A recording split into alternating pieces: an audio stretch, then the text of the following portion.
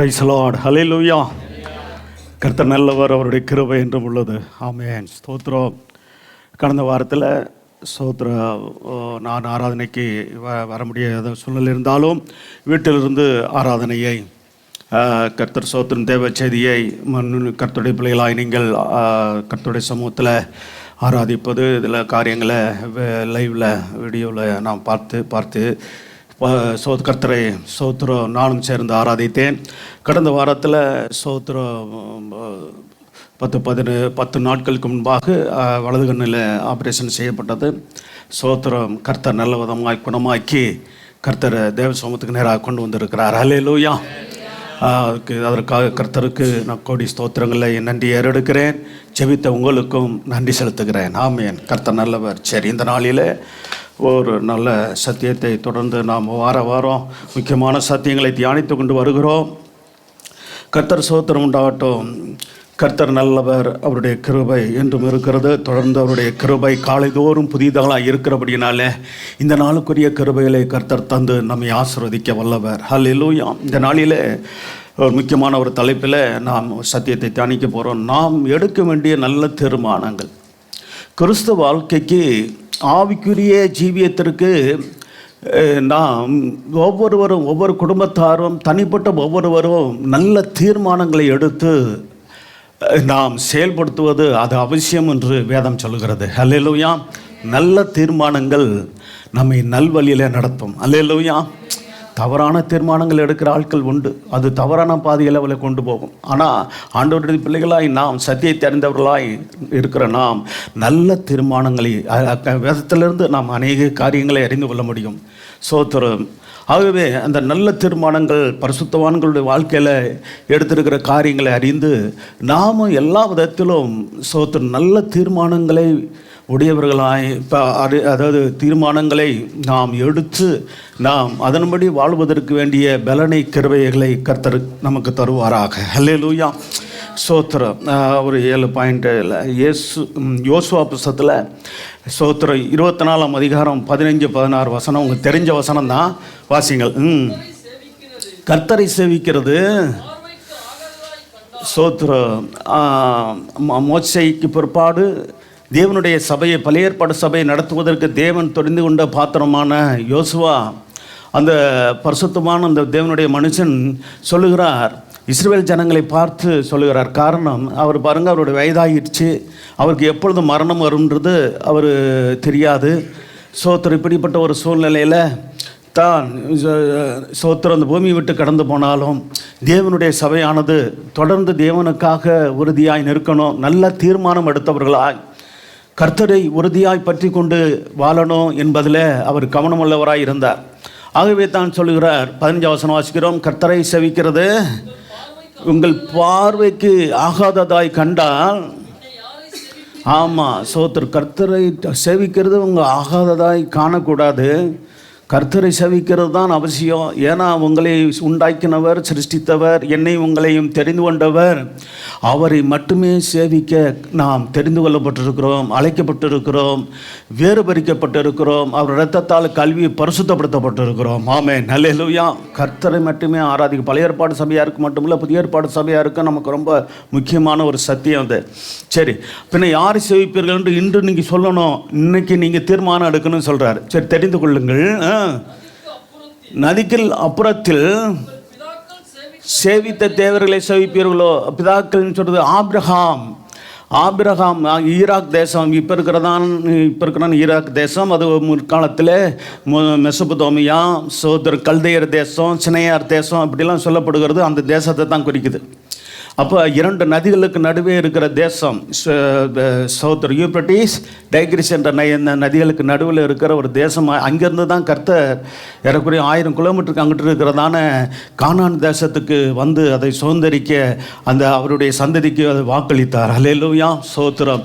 அப்போ நதிக்கு அப்புறத்தில் உங்கள் பிதாக்கள் ஆகிய ஆபிரகாமினுடைய முன்னோர்கள் சேவித்த தேவர்களை சேவிப்பீர்களோ. அடுத்து 2வது, இப்பொழுது நீங்கள் வாசம் பண்ணுகிறீர்களே இந்த கானான் தேசத்து குடிகளாகிய எமோரியரின் தேவர்களை சேவிப்பீர்களோ அப்படின்னு சொல்லிட்டு என்ன சொல்றார், நானும் ஆமாம் யோசுவாவாகிய நானும் என் வீட்டாரும் என்றால் கர்த்தரையே சேவிப்போம். ஆமென். ஹல்லேலூயா.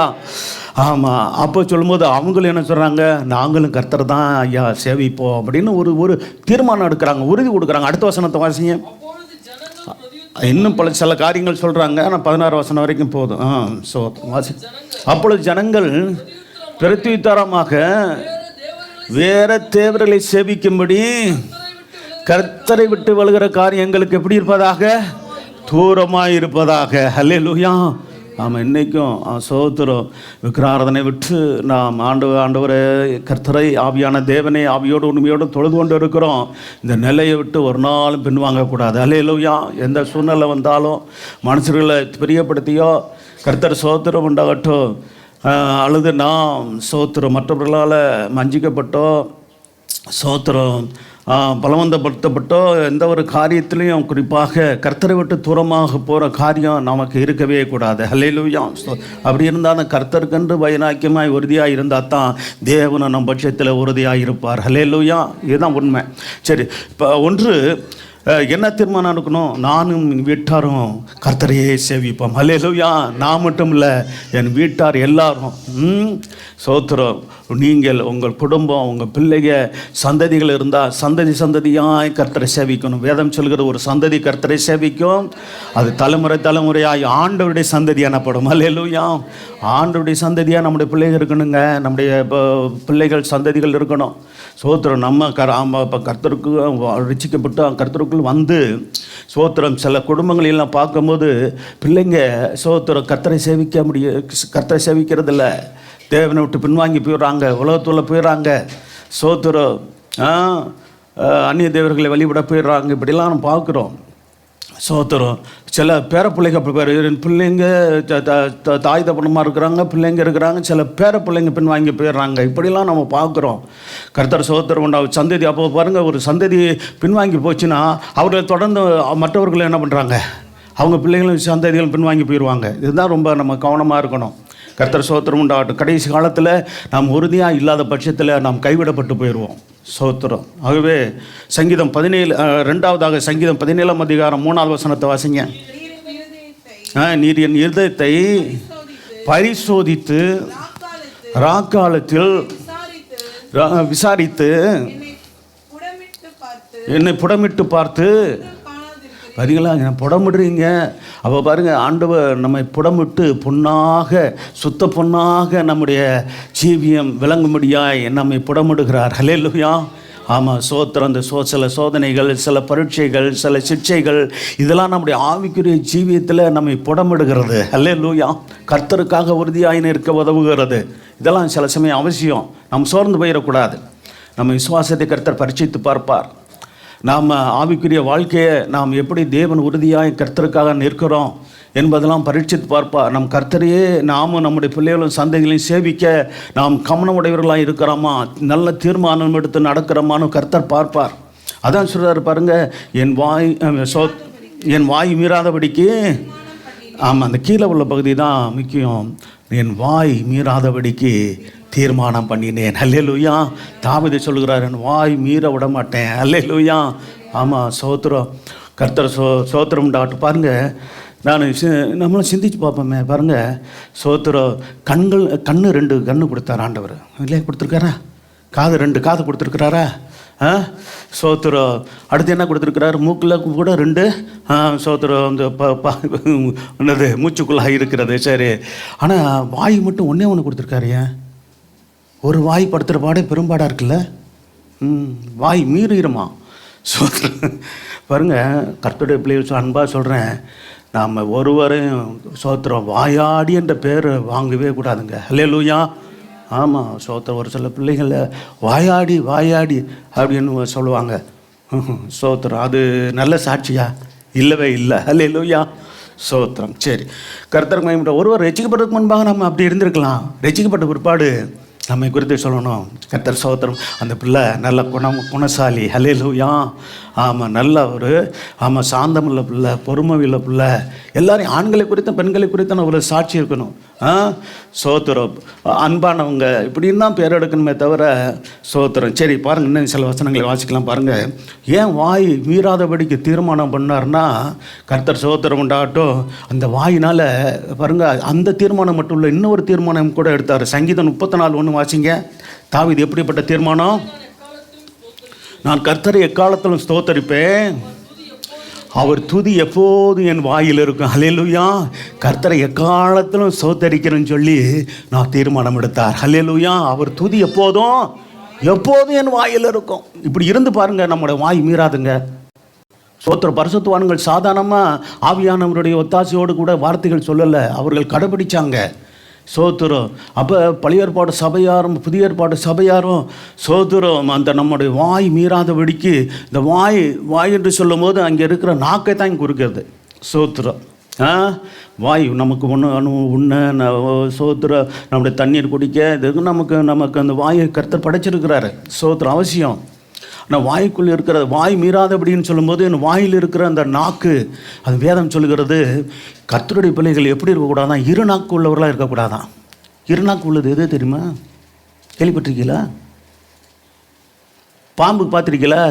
ஒரே நாக்கு அப்படி பிரிஞ்சிருக்கும், பார்த்துருக்கீங்களா? பார்த்தது இல்லையோ?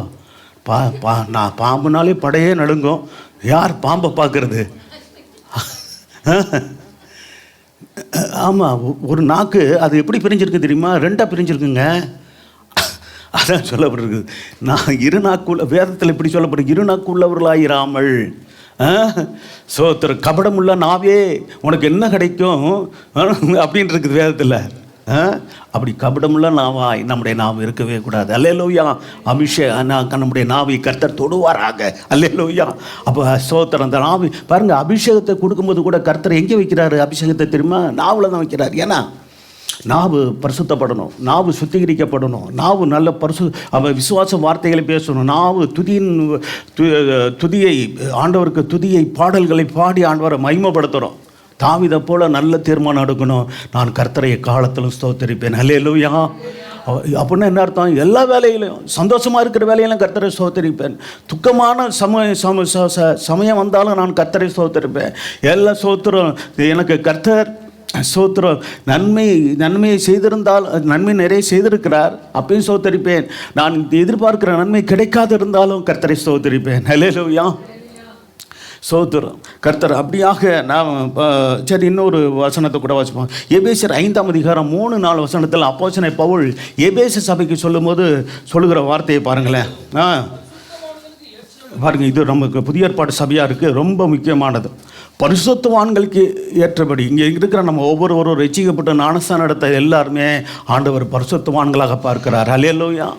அவருடைய இரத்தத்தினாலே கழுவப்பட்டால் நாம் எல்லாருமே பரிசுத்தவான்கள். ஊழியர்களும் விசுவாசிகளும் நாம் பரிசுத்தவான்களாக, நீதிமான்களாக, ஸ்தோத்திரம், தேவனுடைய பிள்ளைகளாக, தேவனுடைய ஜனங்களாக நம்ம இருக்கிறோம். ஸ்தோத்திரம். சொல்லப்பட்டுக்கிற பரிசுத்தவான்கள் ஏற்றபடி என்ன? பரிசுத்தவான்கள் எது ஏற்றது? சொல்லப்பட்டு வேசித்தனம் இருக்கக்கூடாது, அடுத்து மற்ற எந்த அசுத்தமும் இருக்கக்கூடாது, அடுத்து 3வது பொருளாசையும் ஆகியவைகளின் பேர் முதலாய் கூட என்ன சொல்லக்கூடாதான்? பார்த்தீங்களா? இது பேர் முதலாய் கூட சொல்லப்படக்கூடாதான். ஸ்தோத்திரம். அப்படி 3 காரியம் சொல்லப்படக்கூடாதுன்னு இந்த வசனத்தில் இருக்குது. வேசித்தனம் இருக்கக்கூடாது, அசுத்தம் இருக்கக்கூடாது, பொருளாசை இருக்கக்கூடாது, ஸ்தோத்திரம் பேர் முதல் கொண்டு சொல்லப்படக்கூடாது. சபை தேவனுடைய பிள்ளைகளுடைய வாழ்க்கையில், குடும்பத்தில், ஸ்தோத்திரம் தனிப்பட்ட ஒவ்வொருடைய ஜீவியத்தில் இருக்கக்கூடாது. அடுத்தது வசனம் வாசிக்கலாம். அப்படியே என்னது வம்புலாம் தெரியுமா? என்னது? சிலர் பாருங்கள், வம்பு பேச்சு பேசிய சண்டைகளுக்கு ஆளுங்களாம் இருக்குதா? அது பொல்லாத ஆவிங்க. ஹல்லேலூயா. ஆமாம், நம்மக்கிட்ட இருக்கவே கூடாது. வராது வம்பு வம்புழுத்து சண்டைக்கு வர்ற மாதிரி இருந்தால் நம்ம ஒதுங்கி போகணுமே தவிர, நம்ம வலுக்கிட்டமாக இப்போ என்ன பண்ணக்கூடாது? யார்கிட்டையும் வம்பு கொடுத்து சிலர் தமாஷா பேசுகிறேன்னு என்ன பண்ணுறது? கிண்டல் தமாசு ஆண்டவருடைய பிள்ளைகளுக்கு ஆகாது. அல்லேலூயா. அதாவது இயல்பாகவே நல்ல கலகலப்பாக பேசுகிறது வேற, அது தப்பு இல்லை. நான் கூட கொஞ்சம் கலகலப்பாக சில சமயம் பேசணும், உங்களை உற்சாகப்படுத்தணும் பேசுகிறேன். அதே மாதிரி வீட்லேயும் கூட நான் அப்படி தான் இருப்பேன், விரும்புவேன். ஏன்னா சோத்திரம் வீட்டில் எப்போதும் உம்முன்னு இருக்கணுமா, என்னது சோத்திரம் அப்படிலாம் இருக்கக்கூடாது. வீட்லேயும் இல்லை சபையிலாம் எப்போதுமே நல்லா உற்சாகமாக சந்தோஷமாக சோத்திரம் ஆண்டவருடைய பிள்ளைகள் இருக்கிறது அவசியம். அல்லேலூயா. கலகலப்பாக சந்தோஷமாக ஒரு குடும்பம் இருக்கணும், சபை இருக்கணுங்க. இதில் கவனம் செலுத்துங்க நீங்களே சோத்திரம். அதே வேளையில் யாரையும் என்ன பண்ணக்கூடாது, கணவன் மனைவியையோ மனைவி கணவனை என்ன பண்ணக்கூடாது, சோத்திரம் இன்சல்ட் பண்ணக்கூடாது, சோத்திரம் வீம்பு பேசி அவங்களை துக்கப்படுத்திடக்கூடாது, யாரையும் சஞ்சலப்படுத்திடக்கூடாது. அது நம்ம ஆண்டவருடைய பிள்ளைகள் கலங்கல். இது உலகத்தார் சில பேர் விளையாட்டுத்தனமாக என்ன பண்ணுவாங்க, நான் விளையாட்டுக்கு தானே சொன்னேன், தமாசுக்கு தானே சொன்னேன் அப்படின்னு சொல்கிறாங்கல்ல. அதெல்லாம் பாருங்கள், வாய் மீறுகிற காரியங்கள், அதெல்லாம் செய்யக்கூடாது. வேதம் சொல்லுகிற ஒழுங்குபடி நடந்தோம்னா நம்ம பார்த்து நல்ல ஒரு குணமாக இருக்கிறாங்களேன்னு கண்டுபிடிப்பாங்க. அல்லேலூயா. அவங்கள போல் உலகத்தார போல் நம்ம இருந்துட்டோம்னா அப்போ நம்ம ஆண்டவரை எப்படி அவங்க நேசிப்பாங்க, அவங்க எப்படி பின்பற்றுவாங்க பாருங்கள். என்ன இருக்கக்கூடாது, வம்பான பேச்சுகள், வம்பான செயல்கள் இருக்கவே கூடாது நம்மள்கிட்ட. அடுத்து என்னது ஆனால் பார்த்தீங்களா, இதுதான் புத்தியனமான பேச்சு. வாய் மீறி புத்தியனமான பேச்சு வந்துடக்கூடாது. புதிய ஏற்பாட்டு சபைக்கு தெளிவாக சொல்லப்பட்டிருக்கு. புத்தியனமான பேச்சும் அடுத்த பத்திகள் அதோடு கூட எது வருது, பரியாச உதடுகள் கர்த்தருக்கு அருவருப்பானவைகள்னு சொல்லப்பட்டிருக்கிறது. சோத்திரம். சில பேர் ஆளுகள் பசங்களாம் கூட்டிகிட்டு ரோட்டில் கிட்ட கூட அங்கே நின்றுக்கிட்டு அங்கேங்க சிலர் பாருங்கள், சிலர் பரியாசமான பேச்சுக்கள், மற்ற பிள்ளைகளை கிண்டல் பண்ணுறது. சோத்திரம் என்னது, சில பிள்ளைகளை சில ஆண்கள் பசங்க அப்போ பெண் பிள்ளைகளை கிண்டல் பண்ணுறது, இதெல்லாம் அங்கங்கே பார்க்குறோம் பார்த்தீங்களா. சோத்திரம். இதில் சினிமாலாம் சீரியல்லாம் கட்டானுங்களான்னு தெரியல. சினிமாவில் கூட சில சமயம் அப்படிலாம் காரியங்களும் பார்த்தீங்களா. ஆமாம் சோத்துரு. அது பருமுறை எல்லாம் பரியாசமும் கிண்டலும் அது ஜோக்குன்னு சொல்லிட்டு அது ஒரு மாதிரி கொண்டு போகிறாங்க இல்லையா. அதெல்லாம் நமக்கு ஆகாது. சோத்திரம் தான் சொல்வாங்க, பரியாசமும் தகாதவிகள் எது தான் தகுமா, ஸ்தோத்திரம் செய்தலே தகும். அல்லேலூயா. அதுதான் நான் அடிக்கடி சொல்கிறது, நல்லா ஸ்தோத்திரம் பண்ணுங்க. என்னுடைய அனுபவத்தை தான் சொல்கிறேன். அப்படி சோத்திரம் பண்ணும்போது பாருங்கள் என்னாகும்னா, சோத்தரிக்க நமக்கு நல்ல உற்சாகம் சந்தோஷம் நான் மற்ற குடும்பத்தாரும் சந்தோஷமாக இருக்கணும்னு நாம் நினைப்போம். அல்லேலூயா. அப்போ அந்த அன்பான பேச்சுகள், அன்பான செயல்கள் இதெல்லாம் இருக்கணுங்க குடும்பத்தில். கலகலப்பாக அன்பான பேச்சு, அன்பான செயல்பாடுகள், பொறுமையான பேச்சு, சாந்தமான பேச்சு, இதெல்லாம் நான் சொல்கிறது மட்டும் இல்லை, நான் கடைபிடிக்க விரும்புகிறேன், நான் கை கொண்டு வருகிறேன். அதை தான் நான் சொல்கிறேன். சோத்திரம். நான் செய்யாத நான் உங்களுக்கு சொல்லலை. சோத்திரம். ஆகவே இதெல்லாம் உடனே ஒரே நாளில் வர்றது இல்லை. இதெல்லாம் நம்முடைய பழக்கத்தில் தாவீதினுடைய அநேக பரிசுத்தவான்களுடைய வாழ்க்கையை பாருங்கள். வேதத்திலிருந்து புதிய ஏற்பாடு சபையிலையும் அநேக பரிசுத்தவான்களுடைய அவங்களுடைய அனுபவங்களை பாருங்கள். இதெல்லாம் நமக்கு நம்முடைய வாழ்க்கையை சோத்திரம் தேவனுக்கு ஏற்ற ஒரு வாழ்க்கையாய், பரிசுத்தம் உள்ள தேவனுக்கு ஏற்ற ஒரு பரிசுத்த மனவாட்டி வாழும்படியான ஒரு வாழ்க்கையை ஏற்படுத்தி தரும். அல்லேலூயா. இது நல்ல தீர்மானம் எடுத்து நம்ம செய்யணும். சோத்திரம். சரி, இதை குறித்து யாக்கோபு அப்போஸ்தலன் பாருங்கள் சொல்லும்போது 3ஆம் அதிகாரம் 5-6 வசனத்தை சொல்கிறாரு பாருங்கள். அந்த வாயின்னு சொல்லும்போது வாய்க்குள்ளே இருக்கிற நாவை தான் குறிக்குது. அதைத்தான் நம்ம புரிஞ்சுக்கொள்ளணும். வாய் மீறாதபடிக்கு தீர்மானம் பண்ணினேன்னு தாவீது சொல்கிறாரு. சோத்திரம். அப்போ வாய்க்குள்ளே இருக்கிற நாவை தான் சொல்லப்பட்டிருக்கிறது. வாய்க்குள்ளே பல்லுலாம் இருக்குது, பல்ல சொல்லப்படலை. வாய் உதடு இல்லையா, இப்படிலாம் அது சொல்லப்பட்டிருக்கு. இதெல்லாம் சம்மந்தப்பட்டது. ஆனால் உள்ளே இருக்கிற நாக்கு தான் எப்படிப்பட்டதான், அது நாக்கு சின்ன நாக்கு தான். அது என்ன வேலையெல்லாம் பண்ணுதான், மோசமான வேலையெல்லாம் பண்ணுமா. கவனமாக இல்லைன்னா என்னதான் வாசிக்கலாம். நாப்பானது சிறிய அவயம் தானே, சின்ன அவயம்தான். சரி, சிறிய அவயமாக இருந்தும் என்ன பேசுமா, பெருமையான பேச்சு எதில் தான் வெளிப்படுது. இருதயத்தை நிறைவினால் வாய் பேசும் உண்மைதான்.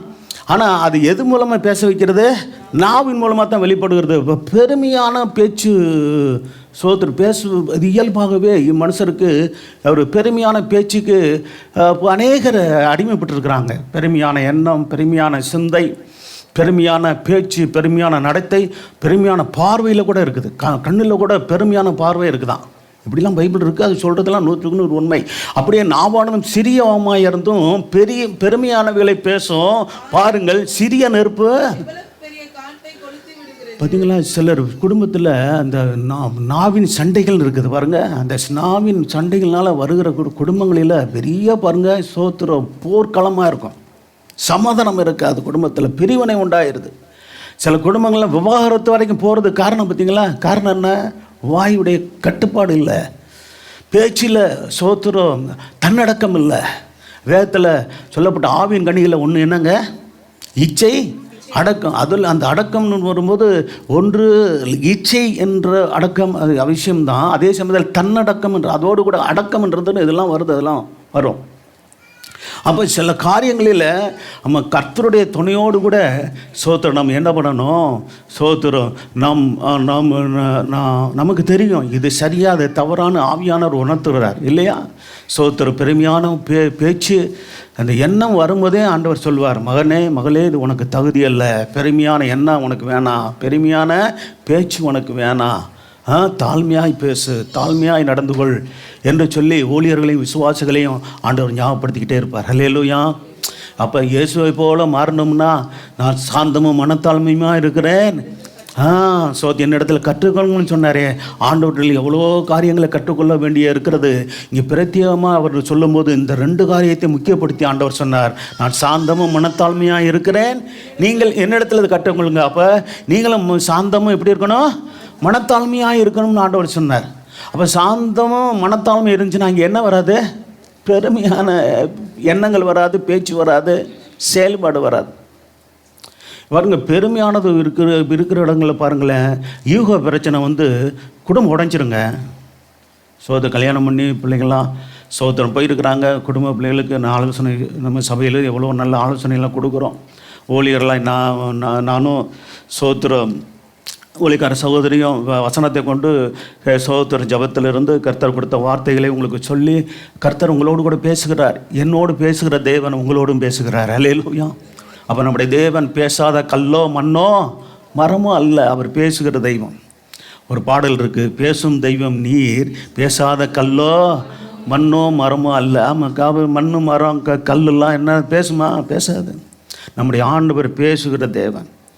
வசனங்களை கொண்டு வார்த்தைகளை கொண்டு நம்மோடு கூட பேசுகிறவர். அன்றும் பேசினார், என்றும் பேசுகிறார், என்றும் பேசுவார். அல்லேலூயா. சரி, அப்போ 3ஆம் அதிகாரம் 5வது வசனத்தை பாருங்கள். 6வது வசனத்தை கூட வாசிக்கலாம். நல்லா நீங்கள் இந்த வாயை மீறாத படிக்கின்ற வார்த்தையிலும் போது நீங்கள் வசனத்தை இப்படி தான் புரிஞ்சுக்கொள்ளணும். வாயின் போது வாய் சோத்திரம் நாவில் வாய்க்குள்ள இருக்கிற நாவைத்தான் அது குறிக்கிறது என்பதை புரிஞ்சு கொள்ளணும்.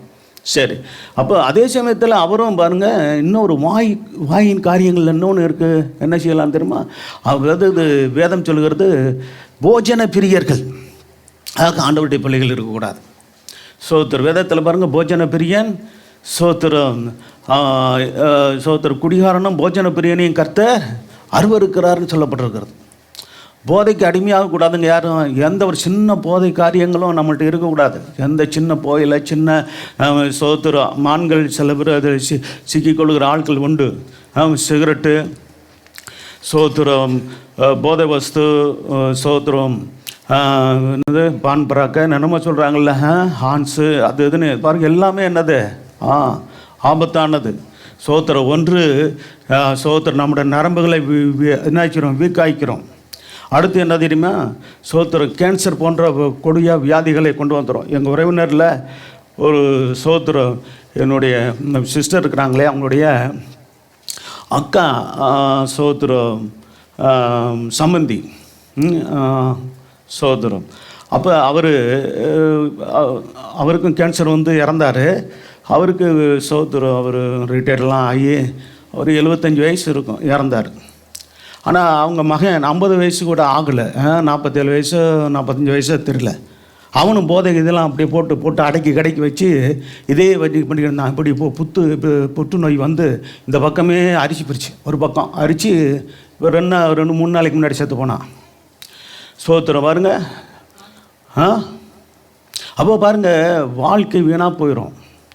ஜீவனை பாருங்கள், சோத்திரம் 2 பிள்ளைகளை விட்டு போகிறது காரணம் பாருங்கள், சுயநலமான காரியங்கள். போதைக்கு அடிமையாகிறது சோத்திரம் பிசாசுடைய தந்திரம். பிசாசுக்கு அப்படிப்பட்டவங்களாம் கர்த்தரனை நடத்துகிறான்னு சொல்லக்கூடாது, பிசாசு தான் நடத்துது. அல்லேலூயா. ஆமாம், எந்த வித போதைக்கு அடிமையாகக்கூடாது. ஒரு சிலர் பகல் வரைக்கும் நல்லா இருப்பாங்க, நைட்டு வந்தோடனே அந்த எண்ணம் வந்துடும், ஏதாவது போதையை போடணும். சோத்திரம் ஆபத்து. அல்லேலூயா. தேவன் கண்டிக்கிறார், மனம் திரும்பணும். அல்லேலூயா. சோத்திரம் வாலிப பிள்ளைகளும் ரொம்ப எச்சரிக்கையாக இருக்கணும். ஆமாம், சோத்திரம் உங்களை தவறாக வழி நடத்திடுவாங்க. இளைஞர்கள் ரொம்ப முக்கியம், ரொம்ப கவனம். வாழ்க்கையை இழந்துறப்ப நீங்கள் பண்ணுற தவறு குடும்பத்தில் பாதிப்பு உண்டு பண்ணிடும். மனைவி பிள்ளைகளை சோத்துறோம், மனைவி பிள்ளைகளுக்கு பாதிப்பு உண்டு பண்ணிடும். இதெல்லாம் நம்ம பார்க்குறோம். பாருங்கள், ஒரே வருஷத்தில் அப்பா இறந்து போனார், மகனும் செத்து போனான். அவர் இறந்து போனார் 75 வயசு பரவாயில்ல, மகன் 45 வயசில் செத்து போனானே. காரணம் என்ன? அது கூட போகல. அவங்க அப்பா இறந்ததுக்கு போனேன், எடப்பாளையத்தில்னு சொன்ன ரிட்டல்ஸ் கங்கிட்டு இருக்கோ, எடப்பாளையன்றது, அங்கே அவன் இறந்து போனான். நாங்கள் போகல. எனக்கு இந்த மாதிரி சூழ்நிலையில் வெளியெல்லாம் போக முடியாது. சோத்துறோம். இங்கே பக்கத்தில் இருந்தாலும் இதுனா தூரத்தில் சிஸ்டர் வேறு ஊருக்கு போயிருக்காங்க, போக முடியல. கத்தர் சோத்திரம் உண்டாகட்டும். அதுக்கு என்ன நினச்சிக்கிறாங்களோ அதெல்லாம் நம்ம ஒன்றும் பண்ண முடியாது. நம்ம உடம்புகளை பார்க்கணுமா இல்லையா? சோத்திரம் ரிலேஷன் தான். சோத்திரம் அப்படி மாதிரி ஒரு நல்லது கெட்டதுன்ற போது போகணும் வரணும் தான். ஆனாலும் கூட எனக்கு சூழ்நிலையில் முடியலை. சோத்திரம். சரி, அப்போ பாருங்கள், அப்போ நல்ல கவனமாக இருக்கணும். சோத்திரம். கிறிஸ்தவ குடும்பத்தில் பிறந்தவர்கள் தான் அப்படி என்ன பண்ணுறாங்க? சோத்திரம். அப்போ போதை வஸ்துக்கு அடிமையாகிற குடி, போதை, சோத்திரம், பல விதமான இப்போ நிறையா பாருங்கள் போதை வஸ்து காரியங்கள் நிறையா பாருங்கள் நடக்குது. போலீஸ்காரனே அடிக்கிறான். யார்? கஞ்சா குடிக்கின்னு பேர் வைக்கிறானுங்க. இப்போ நிறையா பேர் கஞ்சாவுக்கு அடிமையாகிருக்கான். வாலிப பிள்ளைங்கள், இளைஞர்கள். சோத்துறோம். அப்போ ஓவராக அவனுங்களை மண்டையில் அவனுங்களை கிறுக்க மாதிரி ஆக்கி விட்டு பைத்தியக்கார மாதிரி பண்ணி நிறைய பேர் இன்றைக்கி பாருங்கள் குடும்பத்தில் இப்போ ரோட்டில் போகும்போது என்ன பண்ணுறான்? கலெக்டாக பண்ணிட்டு போகிறானுங்க. கடையெல்லாம் திடீர்னு சம்மந்தம் இல்லாமல் கடையை அடிக்கிறானுங்க, உடைக்கிறானுங்க.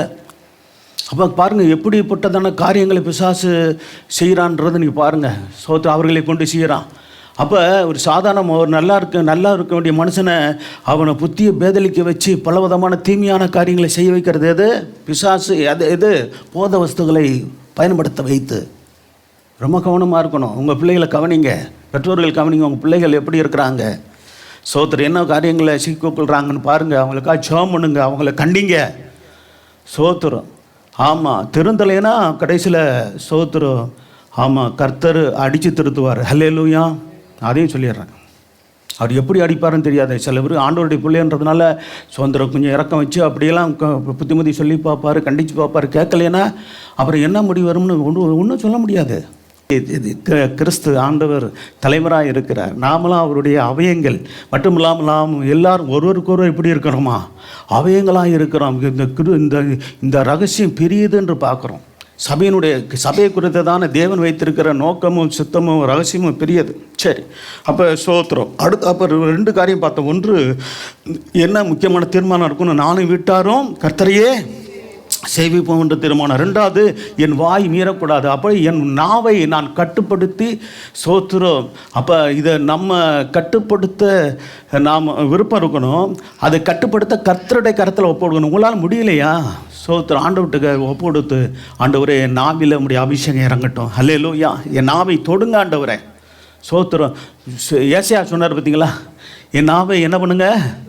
ஆமாம், சோத்திரம். நாவை பாருங்கள், அந்த வசனத்தை வாசிக்கலாம். 6வது அதிகாரமா ஏசியா நாவு சோத்திரம் தீர்க்க தரிசனம் சொல்கிறேன்னு அநேக பேர் என்ன பண்ணிருச்சு? ஆமாம், ஐயோன்னு சொல்லி மற்றவருடைய தவறுகளை குட்டிச்சா. அதாவது அவர் சோத்திரம் வேதத்தில் அவருக்கு சோத்திரம் சொல்லப்பட்ட வார்த்தைகள்லாம் சொன்னார். ஆனாலும் கூட அவர் சோத்திரம் ஜனங்களை குறித்து ரொம்ப கடுமையாக அந்த வார்த்தைகளை சொல்லிக்கிட்டே வந்தார். 5ஆம் அதிகாரம் வரைக்கும். 6ஆம் அதிகாரத்தில் பார்க்குறாரு, அடாடா நான் சோத்திரம் அதிகமான வார்த்தைகளை நான் பேசியிருக்கிறேன். தேவன் கொடுத்த வார்த்தையை மட்டும் இல்லை, நானும் என்ன பண்ணியிருக்கிறேன்? ஆமாம், ஜனங்களுடைய காரியங்களை அறிந்து நான் சோத்திரம் ரொம்ப கடுமையாக பேசியிருக்கிறேன்னு உணர்றாரு. தீர்க்க தரிசனமாக பேசின வார்த்தை தான். அப்போ சொல்கிறேன், நாவு சொல்கிறார். எப்படி தான் நாவே?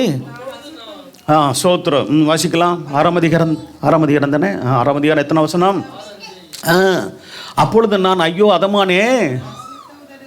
யார்? தேவனுடைய ஊழியக்காரராகிய தேவனுடைய தீர்க்கதரிசி ஆகிய ஏசியா. பெரிய தீர்க்கதரிசிங்க. ஏசியா தீர்க்கதரிசி வெளிப்படுத்த வெளிப்பாடுகள்லாம் அருமையானது. ஆண்டவராக இயேசு கிறிஸ்து வரை கொடுத்ததான வெளிப்பாடு. அப்பொழுது நான் ஐயோ அதமானே, நான் அசுத்த உதடுகள் உள்ள மனுஷன். அவர் தன் தவறை குறைய உணர்ந்து கொள்ளுங்கிற அவன் தாங்க நீதிமானே. சோத்திரம். நீதிமான்கிட்ட சின்ன தவறு இருந்தாலும் தன் தவறை உணர்ந்து ஆண்டவரிடத்தில் மனுஷர்கிட்ட போய் மன்னிப்பு கேட்க சொல்கிறாரு. ஆண்டவர்கிட்ட என்ன பண்ணணும்? மன்னிப்பு கேட்டு, ஆண்டவரே என் தவறை நம்ம உணர்த்துங்க. சில சமயங்கள் தெரியாமல் உணராமல் இருந்தால் கூட உணர்த்த முடியாமல் நம்ம ஜெபிக்கணும். என் தவறை உணர்த்துங்க ஆண்டவரே. சோத்திரம். அப்போ தாவீது இப்படி ஜெபிக்கிறார் பார்த்தீங்களா? சோத்திரம். சரி வாசிங்களா. அப்பொழுது நான், ஐயோ அதமானே, நான் அசுத்த உதடுள்ள மனுஷன், அசுத்த உதடுள்ள ஜனங்களின் நடுவில் வாசமாக இருக்கிறவன். பார்த்தீங்களா? எனக்கு அசுத்த உதடுள்ள மனுஷனாக நான் இருக்கிறேன். அசுத்த உதடுள்ள மனுஷனோடு வாசமாக இருக்கிறதுனால நானும் அசுத்த மனுஷனாக ஆயிட்டான்னு உண்மையை ஒத்துக்கிறார். வாசிக்கலாம். ராஜாவே என் கண்கள் கண்டதே என்றேன். பாருங்க, சேராபன் யாரு? தேவ தூதர். சரி, சேராபன்கள் ஒருவன் தன் கையிலே பிடித்த குரட்டால் ஒரு நெருப்பு தலையில் எடுத்து என்னிடத்தில் பறந்து வந்து, பார்த்தீங்களா? வாயை தொட்டார்னு என்னது? நாவை தொட்டார். பாருங்களா? சோத்திரம். அப்போ வாய் மீறாதபடிக்கு தாவீது தீர்மானம் பண்ணினார். இப்போ இவருடைய வாயை சுத்திகரிக்க முடியாது. பலிபடுத்துடைய நெருப்பு வந்து சோத்திரம். அது என்னென்ன? பரிசுத்தப்படுத்துகிற தேவனுடைய வல்லமை. ஹல்லேலூயா. ஆமாம், அதே தான். இதோ உன் உதடுகளை நான் தொட்டதினால் உன் அக்கிரமம் நீங்கி உன் பாவம் நிவர்த்தியானது என்றான். ஹல்லேலூயா. அவ பாருங்க, நம்முடைய வாயை கர்த்தர் தொடட்டும். ஹல்லேலூயா. ஆமாம், சோத்திரம்.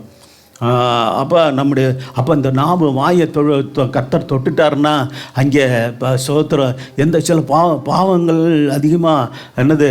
ஆமாம், வாய் மூலம் தான். குடியாக இருக்கட்டும், சிகரெட்டு பிடிக்கிற ஆளுகளாக இருக்கட்டும், சோத்திரம் பலவிதமான போதைக்கு இந்த சோத்திரம் கஞ்சா பலவிதமான என்னென்னு சொல்கிறாங்க. காளானில் என்ன பண்ணுறானா? போதை காளானா? சோத்திரம். என்னது? போதை சாக்லேட்டு, கஞ்சா சாக்லேட்டு, என்னென்னமோ சொல்கிறானுங்க. இன்றைக்கி உடம்பை கெடுக்கிறதுக்கு, சோத்திரம் வியாதியை உண்டாக்குறதுக்கு, சீக்கிரம் போய் சேர்றதுக்குள்ள வழியெல்லாம் நிறையா என்ன பண்ணியிருக்கிறான்? ஆமாம், கண்டுபிடிச்சி வச்சுருக்கிறானுங்க. இது பிசாசுடைய தந்திரம். சிக்கிக்கொள்ளக்கூடாது. ரொம்ப கவனமாக இருக்கணும். சோத்திரம் வந்து ஏன்னா நம்ம மற்ற எல்லா காலத்தை காட்டிலும் இந்த காலம் மோசமானதுங்க. ரொம்ப கவனிக்கணும். வாலிய பிள்ளைங்கள், யங்ஸ்டரு, சோத்திரம் கல்யாணம் பண்ணவங்கள கூட இருக்கலாம். நீங்கள் ரொம்ப கவனமாக வேலை செய்கிற இடத்துக்கு போகிறீங்க. சோத்திரம் ஒருவேளை உங்கள் மனைவிக்கு வீட்டில் இருந்தால் தெரியாமல் இருக்கலாம். வெளியே போயிட்டு நீங்கள் என்ன காரியங்கள் செய்கிறீங்கன்றது கர்த்தர் அறிவார். ஹல்லேலூயா. அப்போ நான் நல்லா இந்த காரியமும் இல்லாதபடிக்கு நான் ரொம்ப கவனமாக காத்து கொண்டீர்களான்னா நீங்கள் பாக்கியவான்கள் தான். ஹல்லேலூயா. அப்படி இல்லாத பட்சத்தில் உங்களை சரி பண்ணி கொள்ளுங்க. அதை தான் நான் சொல்கிறேன். நீங்கள் இப்போது யாரும் நீங்கள் இப்படி இருக்கிறீங்க, அவங்க இருப்பீங்க, அதெல்லாம் எனக்கு தெரியாது. கர்த்தர் தெரிவார். வசனத்தை கொண்டு சொல்கிறேன். சபைக்கு வேண்டி யாருக்காவது பிரயோஜனமான வார்த்தைகளை தான் கர்த்தர் பேச வைப்பார். ஹல்லேலூயா. சும்மா பேச மாட்டாருங்க கர்த்தர். அவன் யாருக்காவது சில பேருக்கு கர்த்தருடைய வார்த்தை அது சோத்திரம் தேவையாக இருக்கும். அப்போ அந்த வார்த்தைகளை கொண்டு தான் கர்த்தர் பேசுவார். பலிபடத்திலேருந்து வர்ற வார்த்தையை சாதாரணமாக எடுத்துக்கொள்ளாதீங்க. கர்த்தர் சோத்திரம். சரி, கர்த்தர் நல்லவர். இப்பொழுது தானியேல் 1ஆம் அதிகாரம் 8ஆம் வசனத்தில் 3ஆவதாக சோத்திரம் தானியேல் நல்ல தீர்மானம் எடுத்தார். தானியேல் மட்டும் இல்லை, தானியேலுடைய நண்பர்களும் தன் நண்பர்களுக்கு சொல்லி நல்ல தீர்மானம் எடுக்க வைத்தார். வாசிக்கலாம். போஜனத்தினாலே, பானம் பண்ணும் திராட்சரசத்தினாலே தன்னை தீர்த்துப்படுத்தலாகாது என்று பாருங்க. முதல் தானியேல் தீர்மானம் பண்ணுகிறார். அதோடு கூட அவர் நண்பர்களையும் சேர்த்து கொள்கிறார். அவருடைய நண்பர்கள் யார்?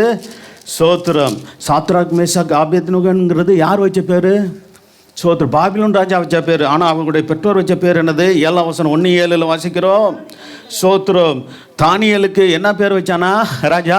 பெல்ஷத்சார்னு பேர் வச்சான். அங்கே எப்படி கூப்பிடுவான்? தானியேல்னு கூப்பிட மாட்டானுங்க, பெல்ஷத்சார்னு கூப்பிடுவாங்க. அதே அடுத்து அனனியாவுக்கு தான் என்ன பேரா? சாத்ராக். மீசாவேலுக்கு என்ன பேர்? மீசாவேல்ன்றது எல்லாம் சோத்திரம். அனனியா, மீசாவேல், தானியேல் என்பதெல்லாம் சோத்திரம். அசரியா என்பதெல்லாம் என்ன பேர்? யூத பேர். சோத்திரம். சரி, அப்போ மீசாவேலுக்கு மேசாக் என்றும் அசரியாவுக்கு ஆபேத்நேகோ என்றும் மறுபெயரிட்டான். ஆனால் பொதுவாக நம்முடைய பேச்சு வழக்கத்தில் பைபிளில் அப்படியே இருக்குது.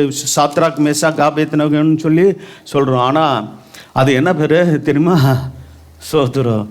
ஆமாம், அது பாபிலோனிய பேர் என்பதை நீங்கள் அறிஞ்சு கொள்ளணும். கர்த்தர் சோத்திரம். சரி வாசிங்க. தன் இருதயத்தை தீர்மானம் பண்ணி கொண்டு தன்னை தீட்டுப்படுத்தாதபடி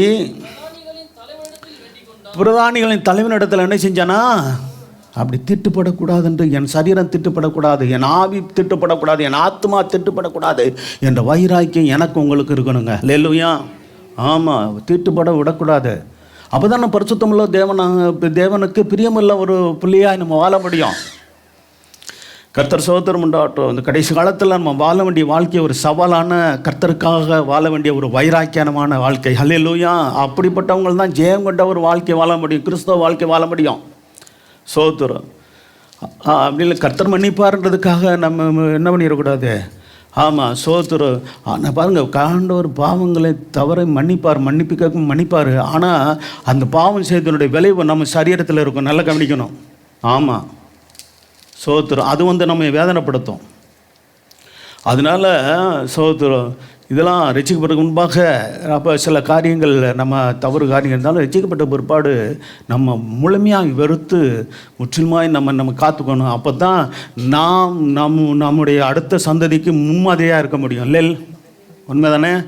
நம்ம முன்மாதிரியாக நம்ம இல்லைன்னா சோத்திரம் பாருங்கள், வேஸ்ட்டு. வாழ்க்கையை வீணாக போயிடும். நாம் முதல்ல தேவனுக்கு பயந்து சாட்சியாய் வாழணும். அடுத்து நம்முடைய குடும்பத்துக்கு, பிள்ளைகளுக்கு, சந்ததிகளுக்கு, பெற்றோர்கள், ஆண்களும் பெண்களும் சோத்திரம், தாயோ தகப்பனோ நீங்கள் முன்மாதிரியாக இருக்கணும். சோத்திரம். பெரும்பாலும் பெண்கள் அப்படிப்பட்ட காரியங்களில் சிக்கிக்கொள்வது குறைவு தான், ரொம்ப ரேர் தான். சில இந்த யங் ஜெனரேஷனு ரொம்ப தடுமாற்றமாக போயிட்டுருக்குது. பெண்கள் கூட போயிட்டுருக்காங்க. சோத்திரம், நாம் ஜபிக்கணும். அல்லேலூயா. ஆனால் அதிகமாக ஆண்களை தான் பிசாசு அதிகமாக சீக்கிரத்தில் விளை வச்சிடறான். பெண்களும் கூட அதில் சிக்கிக்கொள்கிறத நம்ம பார்க்குறோம். அதுக்காக தான் சொல்கிறோம். சரி, அப்படிப்பட்ட சூழ்நிலையில் பாருங்கள், சபை பாருங்கள், சத்தியத்தை போதித்து நம்மை சீர்படுத்தி, சிறப்படுத்தி, பலப்படுத்தி, நிலைநிறுத்தத்தக்கதான போதனையை கொடுக்குற இடம்தான் தேவனுடைய சபை. அல்லேலூயா. சீர்படுத்தி, சிறப்படுத்தி, பலப்படுத்தி, நிலைநிறுத்துறதுக்கு தான் சபையை கற்று வச்சிருக்கிறார். இது சாதாரண நம்ம வெளியே போய் இந்த மாதிரி ஆலோசனைலாம் சொல்கிறாங்களா? ஒரு இந்து கோயிலில் போனால் உதாரணம் சொல்கிறாங்களா? சோத்திரம் அப்படிலாம் சொல்ல மாட்டாங்க. அங்கே போனால் அதை பூஜை பண்ணி அவங்க அனுப்பிச்சிடுவாங்க, அவ்வளோதான். சோத்திரம். சரி, அப்படிலாம் இருக்குது, நம்ம பார்க்குறோம். சரி, கர்த்தர் இங்கே தான் வேத வசனங்களை கொண்டு உங்களுக்கு ஆலோசனை கொடுக்க முடியும், புத்திமதி சொல்ல முடியும். கர்த்தர் சோத்திரம் உண்டாகட்டும். அப்போ இந்த வசனம் எங்களை போதிக்கிற எனக்கும் உரியது, கேட்கிற உங்களுக்கும் உரியது. அல்லேலூயா. சரி, இது நான் தெளிவாக தெரிஞ்சு தான் நான் பேசுகிறேன். சரி, தானியேல் ராஜாவின் போசனத்தினால் தீட்டுப்படலாத இருதயத்தில் தீர்மானம் பண்ணி கொண்டதை பார்க்குறோம். பண்ணி கொண்டு என்ன பண்ணாங்களாம்? சரி, அப்போ 1:8 தானியேல் என்று தன் இருதயத்தில் தீர்மானம் பண்ணி கொண்டு தன்னை தீட்டுப்படுத்தாதபடி பிரதானிகளின் தலைவனிடத்தில் வேண்டிக் கொண்டான். சரி, இதோடு மட்டும் இல்லை, கர்த்தர் சோத்திரம் உண்டாகட்டும். இப்போ கர்த்தர் சோத்திரம் இன்னும் சில வசனங்களை வாசிக்கலாம். 11 - 13 வசனத்தை வாசிங்க. அப்போ நம்ம இங்கே பார்க்கும்போது தானியேல் மட்டும் அப்படி தீர்மானம் பண்ணதாக தெரியும். ஆனால் தானியேல் மட்டும் கிடையாது, அவருடைய நண்பர்களோடு கூட தீர்மானம் பண்ணி நண்பர்களும் அந்த தீர்மானத்தில் உறுதியாக நின்றாங்க. சோத்திரம். ராஜாவுடைய போஜனத்தினால, ஏன் ராஜாவுடைய போஜனம் எப்படிப்பட்டது அப்படின்னா சோத்திரம். நல்லா கவனிங்க. சோத்திரம், யூதருடைய உணவு முறைகள் வித்தியாசமானது. அதாவது எதை சாப்பிடலாம், எதை சாப்பிடக்கூடாதுன்னு அவனுக்கு இருக்குது. ஆனால் மற்றவர்களுக்கு அந்த ஒரு இது கிடையாது. அவங்க எதை விரும்புகிறாங்களோ, அசைவமான உணவுகளை கூட எதை சாப்பிடணும், எது சாப்பிடக்கூடாதுன்னு லிஸ்ட்டு இருக்கா? லேவியராகமத்தில் இருக்குது. யூதன் எதை சாப்பிடணும், எதை சாப்பிடக்கூடாதுன்னு இருக்கிறது, தீட்டு உள்ளது எது, தீட்டு இல்லாத எது அப்படின்னு இருக்குது. ஆனால் மற்றவர்களுக்கு அது ஒரு காரணம் இல்லை. எது பிடிக்குதோ இல்லை, எதுனாலும் சாப்பிடுவாங்க. எந்த மிருகத்துக்கு இறைச்சினாலும் சாப்பிடுவாங்க. ராஜாவுடைய போச்சனை அப்படி. அடுத்து 2வது என்னது அப்படின்னா, விக்கிரகங்களை படைக்கப்பட்டு அதை சாப்பிடுவாங்க. சோத்திரம். அதை தேவனுடைய மனுஷர்கள் சாப்பிட முடியுமா, சாப்பிடலாமா? அதுக்கு தான் சொல்கிறாரு, ராஜாவுக்கு ஏற்பாடு பண்ணுறது எங்களுக்கு கொடுக்காதீங்க. அடுத்து இன்னொன்று, ராஜா என்ன சாப்பிடுவார்? ஆமாம், சோத்திரம். அவர் மதுபானம் முதற்கொண்டு என்ன இருக்குது, ஆமாம், அந்த பானங்கள் குடிக்கிற பழக்கம் உண்டு, அதெல்லாம் கொடுக்க சொல்கிறாரு. ராஜா கொடுக்குற சொல்கிறது நம்ம பார்க்கலாம், இருக்குதா? சோத்திரம். பாருங்கள், ஒரு வசனத்தை வாசிங்களேன். சோத்திரம். தானியேல் 1ஆம் அதிகாரம் சோத்திரம் 4-5 கூட வாசிங்க.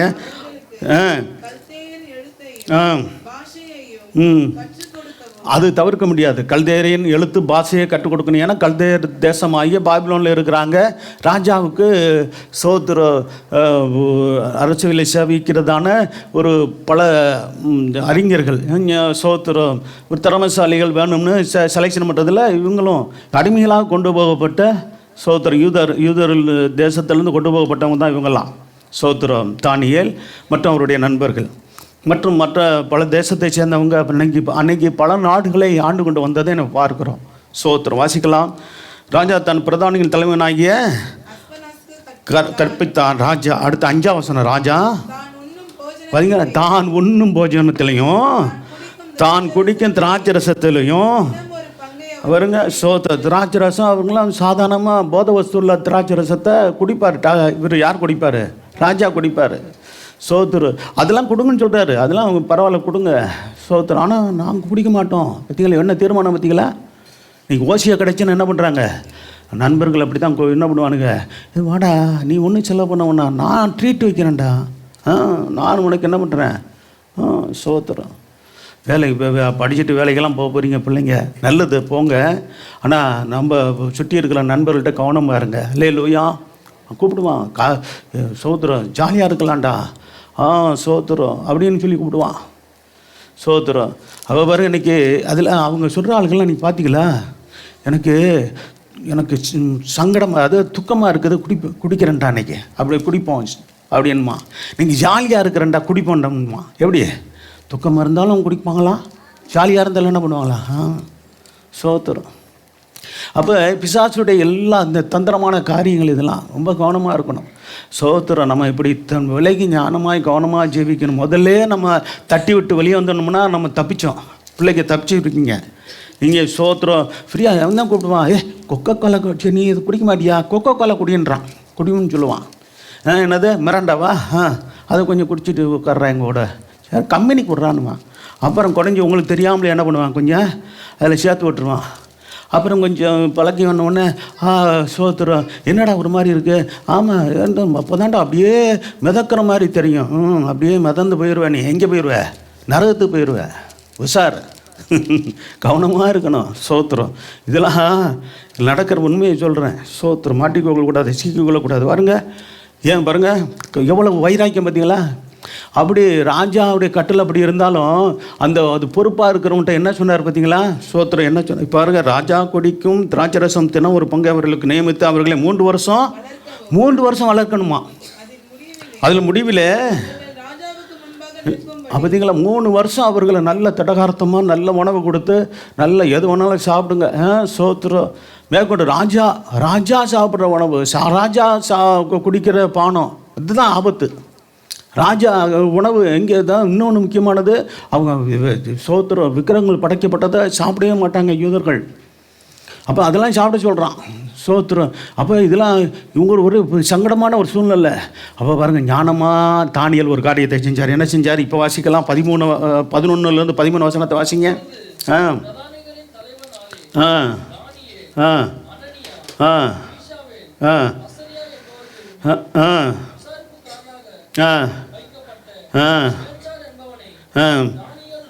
சோத்ரம். மேல்சார் என்பவனை நோக்கி, இங்கே ஏற்கனவே அஸ்பனேசன் என்ற ஒரு பிரதானியை குறித்து சொல்லப்பட்டிருக்குது. ஆனால் மேல் விசாரிப்புக்காரனை வேறு யாரை வச்சுருந்தாப்பிலையா?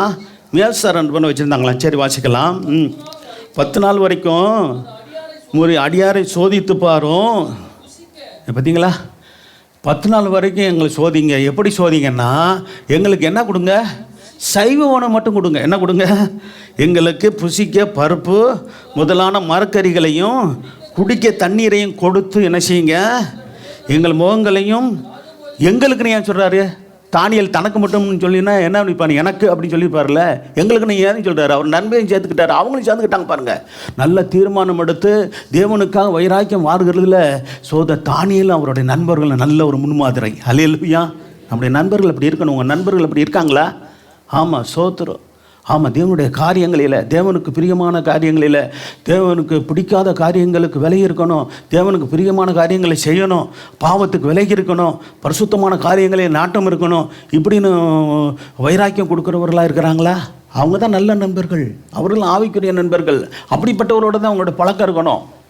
சோத்திரம். ஆமாம். சரி வாசிங்க. ஒத்துப்பாரும். பாருங்கள், இவங்க தேவனுக்காக அந்த பொருத்தனை எடுத்து அந்த தீர்மானம் எடுத்து உறுதியாக நின்றதுனால கர்த்தர் அவர்களுக்கு உதவி செய்து சோத்திரம். மற்றவர்கள் ராஜாவுடைய போஜனம் மற்ற காரியங்களை சாப்பிட்றதுக்கு ஒரு கூட்டம் அது சோத்திரம் ஒத்துக்கொண்டாலும் இவர்கள் தனித்து நின்று சோத்திரம் அந்த சைவம் சாப்பிட்டாலும் நல்ல ஆரோக்கியமாக எப்படி இருந்தாங்களாம், நல்ல புஷ்டியும் ஆரோக்கியமாக மாறிட்டாங்க. அப்படின்னு மட்டும் இல்லை, சோத்திரம் மற்றவர்களை காட்டில் எப்படி இருந்தாங்களாம், 10 மடங்கு சமர்த்தர்களை. 20 வசனத்தை வாசிங்க. ஞானத்துக்கும்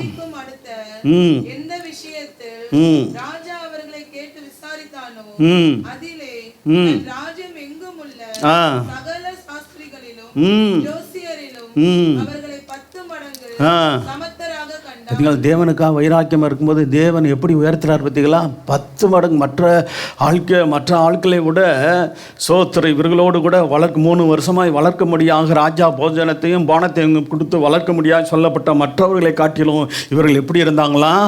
கர்த்தர் சோத்திரம் உண்டாட்டோ புஷ்டி உள்ளவர்களாய் மட்டுமில்லை, எப்படி மாறிட்டாங்க? 10 மடங்கு சமர்த்தர்களாய் கர்த்தர் மாற்றினார். அல்லேலூயா. ஆமாம், என்னையும் உங்களையும் கூட அப்படியாக கர்த்தர் 10 மடங்கு சமர்த்தர்களாய் மற்ற ஜனங்களை காட்டியலோ ரட்சிக்கப்படாத ஜனங்களை காட்டியலோ சோத்திரம் கர்த்தர் நம்மை மாற்றுவாராக. அல்லேலூயா. மாற்ற வல்லவர் நம்முடைய ஆண்டவர். சரி, அடுத்து பார்த்தீங்கன்னா அதோடு கூட சோத்திரம் நாம் வாசித்த அந்த 3ஆம் அதிகாரத்தில், தானியேல் 3ஆம் அதிகாரத்தில் அவருடைய நண்பர்கள், தானியேலுடைய 3 நண்பர்கள் இருக்கிறாங்களே, சாத்ராக் மேஷாக் ஆபேத்நேகோ என்று சொல்கிறோமே, அவர்கள் எப்படிப்பட்டதான தீர்மானம் எடுத்தாங்க? அவர்களுக்கு ஒரு சோதனை வந்தது. நல்லா பாருங்கள், அவர்களுக்கு வந்த சோதனை இனிமேல் வரக்கூடிய காலத்தில், அந்தி கிறிஸ்து காலத்தில் அப்படிப்பட்ட சோதனை வரப்போகுது. என்ன தெரியுமா? சோத்திரம் இந்த மனுஷன் இந்த பாபிலோன் ராஜாவாவது பெரிய சிலையை நிறுத்தி அதை பணிஞ்சு கொள்ள சொன்னான். இது இன்றைக்கி பாருங்கள், உலகம் முழுவதிலும் ஆமாம் சிலையை பணிந்து கொள்ளுகிறது, பெரிய சிலையை சோத்து நிறுவுகிறது, இதெல்லாம் இருக்கிறது தான் சோத்திரம். அப்போ நல்லா கவனிங்க, நீ வரக்கூடிய காலங்கள் அந்தி கிறிஸ்து காலத்தில் சோத்திரம் அந்தி கிறிஸ்து உண்டாக்குற சிலை எப்படி செய்யுமா? பேசக்கூடியதாக இருக்குமா? அல்லேலூயா. ரோபோட் மாதிரி. ஆமாம், சோத்திரம் சிலையை நிறுவி அங்கங்கே சிலையை நிறுவி என்னை நீங்கள் பணிந்து கொள்ளணும், என்னை நீங்கள் என்ன பண்ணணும், ஆமாம் தெய்வமாக வணங்கணும்னு சொல்லுவானா அந்தி கிறிஸ்து. அந்த சிலை எப்படிப்பட்டதா? பேசக்கூடியதாக இருக்கும்னு சொல்லப்பட்டிருக்கிறது. வெளிப்படுத்த விசேஷத்தில் இருக்குதா? சோத்திரம். சரி, ஆண்டவர் ஞாபகப்படுத்துகிறாரு. சரி, ஒரு நாள் எடுத்து வைத்துக் கொள்ளுங்க. தானியேல் 3ஆம் அதிகாரம் இப்போ 15 18 வசனத்தை வாசிங்க. பாருங்கள், அவங்க எடுத்த தீர்மானம் எப்படிப்பட்ட தீர்மானம் நம்ம வாசித்தோம்.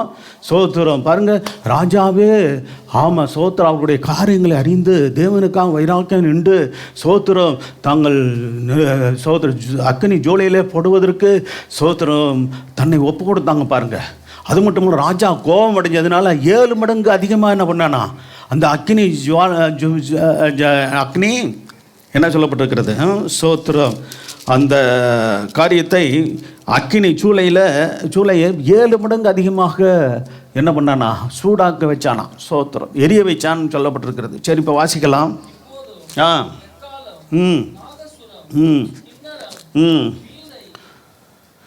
ராஜா சொல்லிட்டான், எல்லாரும் போய் பணிஞ்சிட்டாங்க. தானியேல் எங்கே இருந்தார்னு தெரில. தானியேல் பணியில் சோத்திரம் அவர் அங்கே இல்லை. ஆனால் அந்த 3 பேரும் சோத்திரம் எல்லாரும் நின்றாலும் கூட இவர் எல்லாரும் பணியும் போது இவங்க மட்டும் பணியலை. இதை நல்லா பார்த்துட்டு போய் ரிப்போர்ட் கொடுத்துட்டாங்க. என்ன கொடுத்துட்டாங்க? ராஜா, நீர் நீ நிறுத்தின சிலையை பணிந்து கொள்ள கட்டளையிட்டீர், அதை செய்யலை. சோத்திரம். ஆமாம், உடைய தேவர்களை வணங்கலை. அப்போ அந்த சிலையை பணிகிறது எதற்கு அடையாளம்? அந்த அந்நிய தேவர்களை பணிந்து கொள்வதற்கு அடையாளம். அல்லேலூயா. அவ பாருங்க, நீர் வைத்த சிலையை வணங்கலை, அந்நிய தேவர்களை சேவிக்கலை. அப்படி என்போது நாங்கள் ஆண்டவருடைய பிள்ளைங்க இதெல்லாம் செய்ய மாட்டோம். ஆமாம், சோத்திரம் அப்படின்னு சொல்லிட்டு எவ்வளோ வைராக்கியமாக அவர்கள் தேவனுக்காக நின்றதை நான் அந்த சில வசனங்களை வாசிக்கலாம். 3ஆம் அதிகாரம் 15 18. கேட்கும்போது மறுபடியும் சொல்கிறாப்புல. சரி, கேள்விப்பட்டேன், இப்போ நான் சொல்கிறேன். சகலவிதமான சோத்திரம் என்னது எக்காலம் இதெல்லாம் இசைக்கருவிகள்லாம் வாசித்து என்ன பண்ணாங்களாம்? சோத்திரம் சிலை வழிபாடு, விக்கிர வழிபாடு, அந்நிய தேவர்களை பணிந்து கொள்கிற காரியம் பாபிலோன்லாம் அன்றைக்கி நடந்துச்சு. சோத்திரம் அந்த பாபிலோன் வழிபாடு உலகம் முழுவதிலும் அது பரவி இருக்கிறதே பார்க்குறோம். வாசிக்கலாம். சிலையை பணிந்து கொள்ள ஆயத்தமாக இருந்தால் நல்லது. பணிந்து கொள்ளாது இருந்தீர்களாகில் என்ன நடக்கும்? அந்நேரமே எரிகிற அக்கினி ஜுவாலை நடுவில் போடப்படுவீர்கள். உங்களை என் கைக்கு இப்படி சொன்னோன்னு அவர்களுக்கு பயங்கர வைராக்கியம் வந்துடுச்சு. உங்களுக்கு தப்பி வைக்கிற தேவன் யாரா? எங்கள் தேவன் எப்படிப்பட்டவர் தெரியுமா? அப்படி சொல்கிறாங்க. பார்த்தீங்களா அடுத்த வசனம்? யார்? சாத்ராக் மேஷாக் என்ன சொல்கிறாங்க? சாத்ராக் மேஷாக் ஆபேத்நேகோ என்பவர்கள் நோக்கி பாருங்க, பேரை சொல்லி சொல்கிறாங்க. ராஜாவின் மட்டும் சொல்லல, நேபுகாத்நேச்சாரே இந்த காரியத்தை குறித்து உமக்கு உத்தரவு சொல்ல எங்களுக்கு. பாருங்க, ஒரு ராஜாட்ட போய் இவ்வளோ தைரியமாக பேச முடியுமா? அப்போ தேவன் அவர்களுக்குள் இருந்ததுனால தேவனுடைய துணை கொண்டு பேசுகிறாங்க. அல்லேலூயா. சரி வாசிக்கலாம். அப்போ அவர் மரியாதை குறைவாக பேசலை, ஆனால் தேவனுக்கு மேல் இருக்கிற வைராக்கியத்தில் பேசுகிறாங்க. நாங்கள் ஆராதிக்கிற எங்கள் தேவன் என்ன செய்வார்? எங்களை தப்புவிக்க வல்லமை உடையவர். அல்லேலூயா. வல்லவராக இருக்கிறார். அவர் எரிகிற அக்கினி சூளைக்கும் ராஜாவாகி உங்களுடைய கைக்கு என்ன செய்வார்? நீங்களாக்கி விடுவிப்பார். ஆமென். அல்லேலூயா. ஸ்தோத்திரம். ஆமாம், அந்த கர்த்தர் எப்படி அக்கினி சூளைக்கு எங்களை விடுவித்து காப்பார். ராஜா உம்முடைய கைக்கும் நீங்களாக்கி என்னை விடுவிப்பார். அதை 18ஆம் வசனம் முக்கியம். விடுவிக்காமற் போனாலும்.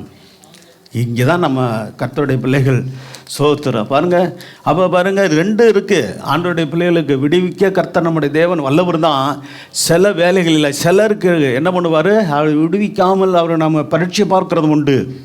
ஸ்தோத்திரம். விடுவிக்காமல் போனாலும் நாங்கள் என்ன செய்ய போகிறோம்? விடுவிக்காமல் போனாலும் நாங்கள் மரித்து கர்த்தர் உம்மோடு கூட ஆண்டவரோடு கூட இருக்க போகிறோம். அதை பற்றி நாங்களுக்கு ஒன்றும் பொருட்டு இல்லை. இப்படி பற்றியில் தைரியம். ஸ்தோத்திரம். சரி, விடுவிக்காமல் போனாலும் நாங்களும் உடைய தேவர்களுக்கு ஆராதனை என்ன செய்யறதில்ல. இப்படிப்பட்ட ஒரு நெருக்கம் நமக்கு வந்திருக்குதா? இல்லை. ஸ்தோத்திரம். உயிருக்கு ஆபத்து வர்ற மாதிரி சூழ்நிலையை காமிச்சு நம்முடைய உறவினர்களோ மற்ற காரியங்களோ நல்லதையோ கெட்டதுலையோ கூப்பிட்றாங்க. நம்ம ரசிக்கப்படாத நம்ம உறவினர்களுடைய காரியங்களில் போகும்போது இப்படிலாம் பண்ணுறாங்க. இல்லை, அப்படிலாம் இல்லை. ஆனாலும் கூட என்ன நினச்சிக்கிடுவாங்களோ, என்ன சோதரம் நம்ம அவங்களோட அட்ஜஸ்ட் பண்ணலைன்னா நம்ம கூட ஒரு அன்பாக இருக்க மாட்டாங்களோ, நம்ம கூட சோதரம் நம்மோட பழக மாட்டாங்களோ, அப்படிலாம் நினச்சி என்ன பண்ணிடக்கூடாது? சமரசம் ஆயிடக்கூடாது. சொல்லப்படுறீங்களா? சத்தியத்துக்காக நிற்கணும், கர்த்தருக்காக நிற்கணும். அல்லேலூயா. சரி, சோதரம். சரி வாசிக்கலாம். நீ நிறுத்தின பொற்சிலையை என்கிற ராஜாவாய் உமக்கு தெரிந்திருக்க கடவுள். ஆமாம் சொல்லிட்டாங்க. நீ நிறுத்தின பொற்சிலையை நாங்கள் என்ன பண்ணக்கூடாது? பணிஞ்சொல்ல மாட்டோம். ஏன்னா அது விக்கிராராதனை. எங்கள் தேவனை தவிர நாங்கள் வேறு ஒருவரையும் நான் என்ன பண்ண சேவிக்க மாட்டோம், ஆராதிக்க மாட்டோம். கர்த்தரை ஒருவரே சேவிப்போம். அல்லேலூயா. இன்றைக்கி அப்படி ஒரு வைராக்கியம் வேணும். கர்த்தர் சோத்திரம் உண்டாகட்டும். சரி, அப்படி பண்ணதுனால என்ன நடந்தது பார்த்தீங்கன்னா நமக்கு தெரியும். நல்ல தீர்மானம் எடுத்தாங்கல்ல. தீர்மானம் எடுத்து அதில் பாருங்க வெற்றி பெற்றதுனால அவங்க சோத்திரம் போடப்பட்டு சோத்திரம் அவர்களுடைய உடை கூட என்ன பண்ணலாம்? எரியலையா? முடி கூட என்ன செய்யலையா? கருகலைன்னு சொல்லப்பட்டிருக்கிறது. இவங்க இப்போ தேவன் செய்த இப்படி அற்புதமான கிரியைகளை பார்க்குறாரு. பாருங்கள், நான் நேற்று கூட சொன்னேன், இந்த காரியம் நடக்கும்போது பார்த்தீங்கன்னா 4ஆம் ஆளாக தேவபுத்திரனாகிய நம்முடைய கர்த்தராகிய இயேசுவே இறங்கி வந்துட்டாருங்க. எங்கே? அக்கினி சூளையில் இறங்கி வந்துட்டார். அந்த தேவபுத்திரன் சொல்கிறது யார்? தேவதூதன் இல்லை. தேவதூதன் யாருக்கு வந்தார் அப்படின்னா சோத்திரம். இவருக்கு தானியலுக்கு ஒரு சோதனை வந்துச்சு இல்லையா? சோத்திரம். அவருக்கு 30 நாளுக்குள்ள என்ன பண்ணக்கூடாது? ஆமாம், சோத்திரம். ராஜாவை தவிர வேறு யார்கிட்ட போய் விண்ணப்பம் பண்ணக்கூடாது. ஆமாம், கர்த்தரை சேவிக்கக்கூடாது. தங்கள் தேவனை தொழுதலக்கூடாதுன்னு சொல்லி இப்படி ஒரு கட்டளையை கொண்டு வந்து ராஜாவை பிரியப்படுத்தி அப்போ அந்த தந்திரமாக அந்த சோத்திரம் அந்த பிரதானிகள் மற்ற சோத்திரம் மற்ற பிரபுக்கள் இதெல்லாம் செஞ்சாங்க. அது எதுக்காக செஞ்சாங்கன்னா தானியேலை என்ன செய்யணும்? குற்றப்படுத்தி ஆமாம் சிங்கக்கபியில் போட்டு சோத்திரம் கொல்லணும்ன்ற திட்டத்தோடு பண்ணாங்க. ஆனால் சோத்திரம் தானியேல் வழக்கத்தினுடைய 3 வேளையும் சோத்திரம் எருசலேமை நோக்கி ஜெபம் பண்ணார். ஹல்லேலூயா. சோத்திரம் அதனுடைய அவனுடைய பழக்கம். அப்போ பாருங்கள், உடனே அதில் குற்றப்படுத்தி அவங்க சோத்திரம் சிங்கக்கபியில் போடப்பட்ட போது அங்கே அவங்க சிங்கத்தின் வாயிலை கட்டி போட கர்த்தர் யாரை அனுப்பினார்? தூதனை அனுப்பினார்னு சொல்ல. ஒரு தூதனை அத்தனை சிங்கம், எத்தனை சிங்கமாக தெரில, அத்தனை சிங்கங்கள் வாயிலை கட்டி போட்டதை பார்க்குறோம். சோத்திரம் பாதுகாப்பாக அவர் வெளியே வந்ததை பார்க்குறோம். இங்கே கூட சோத்திரம் பாருங்கள். அப்படி இருந்ததுனால தான் அந்த ராஜா என்ன சொன்னாங்க பார்த்தீங்களா? சோத்திரம் 28 வசனத்தை வாசிங்க. 3ஆம் அதிகாரம் 28, 29 வசனம் மட்டும் வாசிக்கலாம். அப்பொழுது நேபுகாத்நேச்சார் வசனித்து சாத்ராக் மேஷாக் என்னுடைய தேவனுக்கு என்ன பண்ணுறான்? சோத்திரம் சொல்கிறான் பாருங்கள். சோத்திரம். அவர்கள் தங்களுடைய தேவனை தவிர வேறொரு தேவனையும் சேவித்து பணியாமல் கர்த்தரையே நம்பி, அவரையே நம்பி ராஜாவா என்னுடைய கட்டளை தள்ளிட்டாங்க. தங்கள் சரீரங்களை செஞ்சாங்க, ஒப்பு கொடுத்தாங்க. சோத்திரம். மரிக்கிறதுக்கும் தங்கள் சரீரத்தை ஒப்பு கொடுத்த சோத்திரம். அவங்க எப்படிப்பட்டவங்க? கர்த்தர் மேல் வைராக்கியம் உள்ளவங்கன்னு சொல்கிறான். பாருங்களேன். சரி, அப்படி ஒப்பு கொடுத்தபடினால் அவர் தமது தூதனை அனுப்பின்ற வார்த்தை இருக்குது. சரி, ஆனால் அந்த இங்கே சொல்லப்படுகிற கர்த்தர் சோத்திரம் உண்டாகட்டும் தேவபுத்திரன்றது அங்கே அநேக பரிசுத்தவான்கள் சொல்கிறது கர்த்தரே இறங்கி வந்தாருன்னு தான் சொல்லப்படுகிறது. தேவபுத்திரன், தேவதூதன் கீழே சொல்லப்பட்டாலும் சரி, அனுப்பி தம்முடைய தாசரை விடுவித்தான். ஆதலால் சாத்ராக், மேசாக், ஆபேத்நேகோ என்பவருடைய தேவனுக்கு விரோதமாக, பார்த்தீங்களா, ஆண்டவருக்கு விரோதமாக, கர்த்தருக்கு விரோதமாக, தேவன் கர்த்தராகிய இயேசு பரிசுத்த ஆவியானவராகிய மூன்றில் ஒருவராகிய தேவனுக்கு விரோதமாக தூசண வார்த்தையை சொல்லுகிற எந்த ஜனத்தானும் என்ன செய்வான்? எந்த ஜாதியானும் எந்த பாசைக்காரனும் துண்டித்து போடப்படுவான். அப்படின்னா கொலை செய்யப்படுவான்னு அர்த்தம். அவன் வீடு எருக்கமாக்கப்படும் என்று என்னால் தீர்மானிக்கப்படுகிறது. இவ்விதமாய் ரட்சிக்கத்தக்க வேறொருவரும் இல்லை, தேவன் ஒருவரும் இல்லை. அல்லேலூயா. இப்படி சாட்சியை நம்ம வாங்கணுங்க. உங்கள் தெய்வத்தை போல், உங்களை ஆண்டவரை போல் ரட்சிக்கிறத்தக்க தெய்வம் வேறு யாருமே இல்லைங்க. அல்லேலூயா. ஆமாம், இப்படி சொல்லக்கூடிய இப்படி வைராக்கியமே இருந்தால் சொல்லப்படும் நிலவரம். சோத்திரம். சரி, கர்த்தர் நல்லவர்.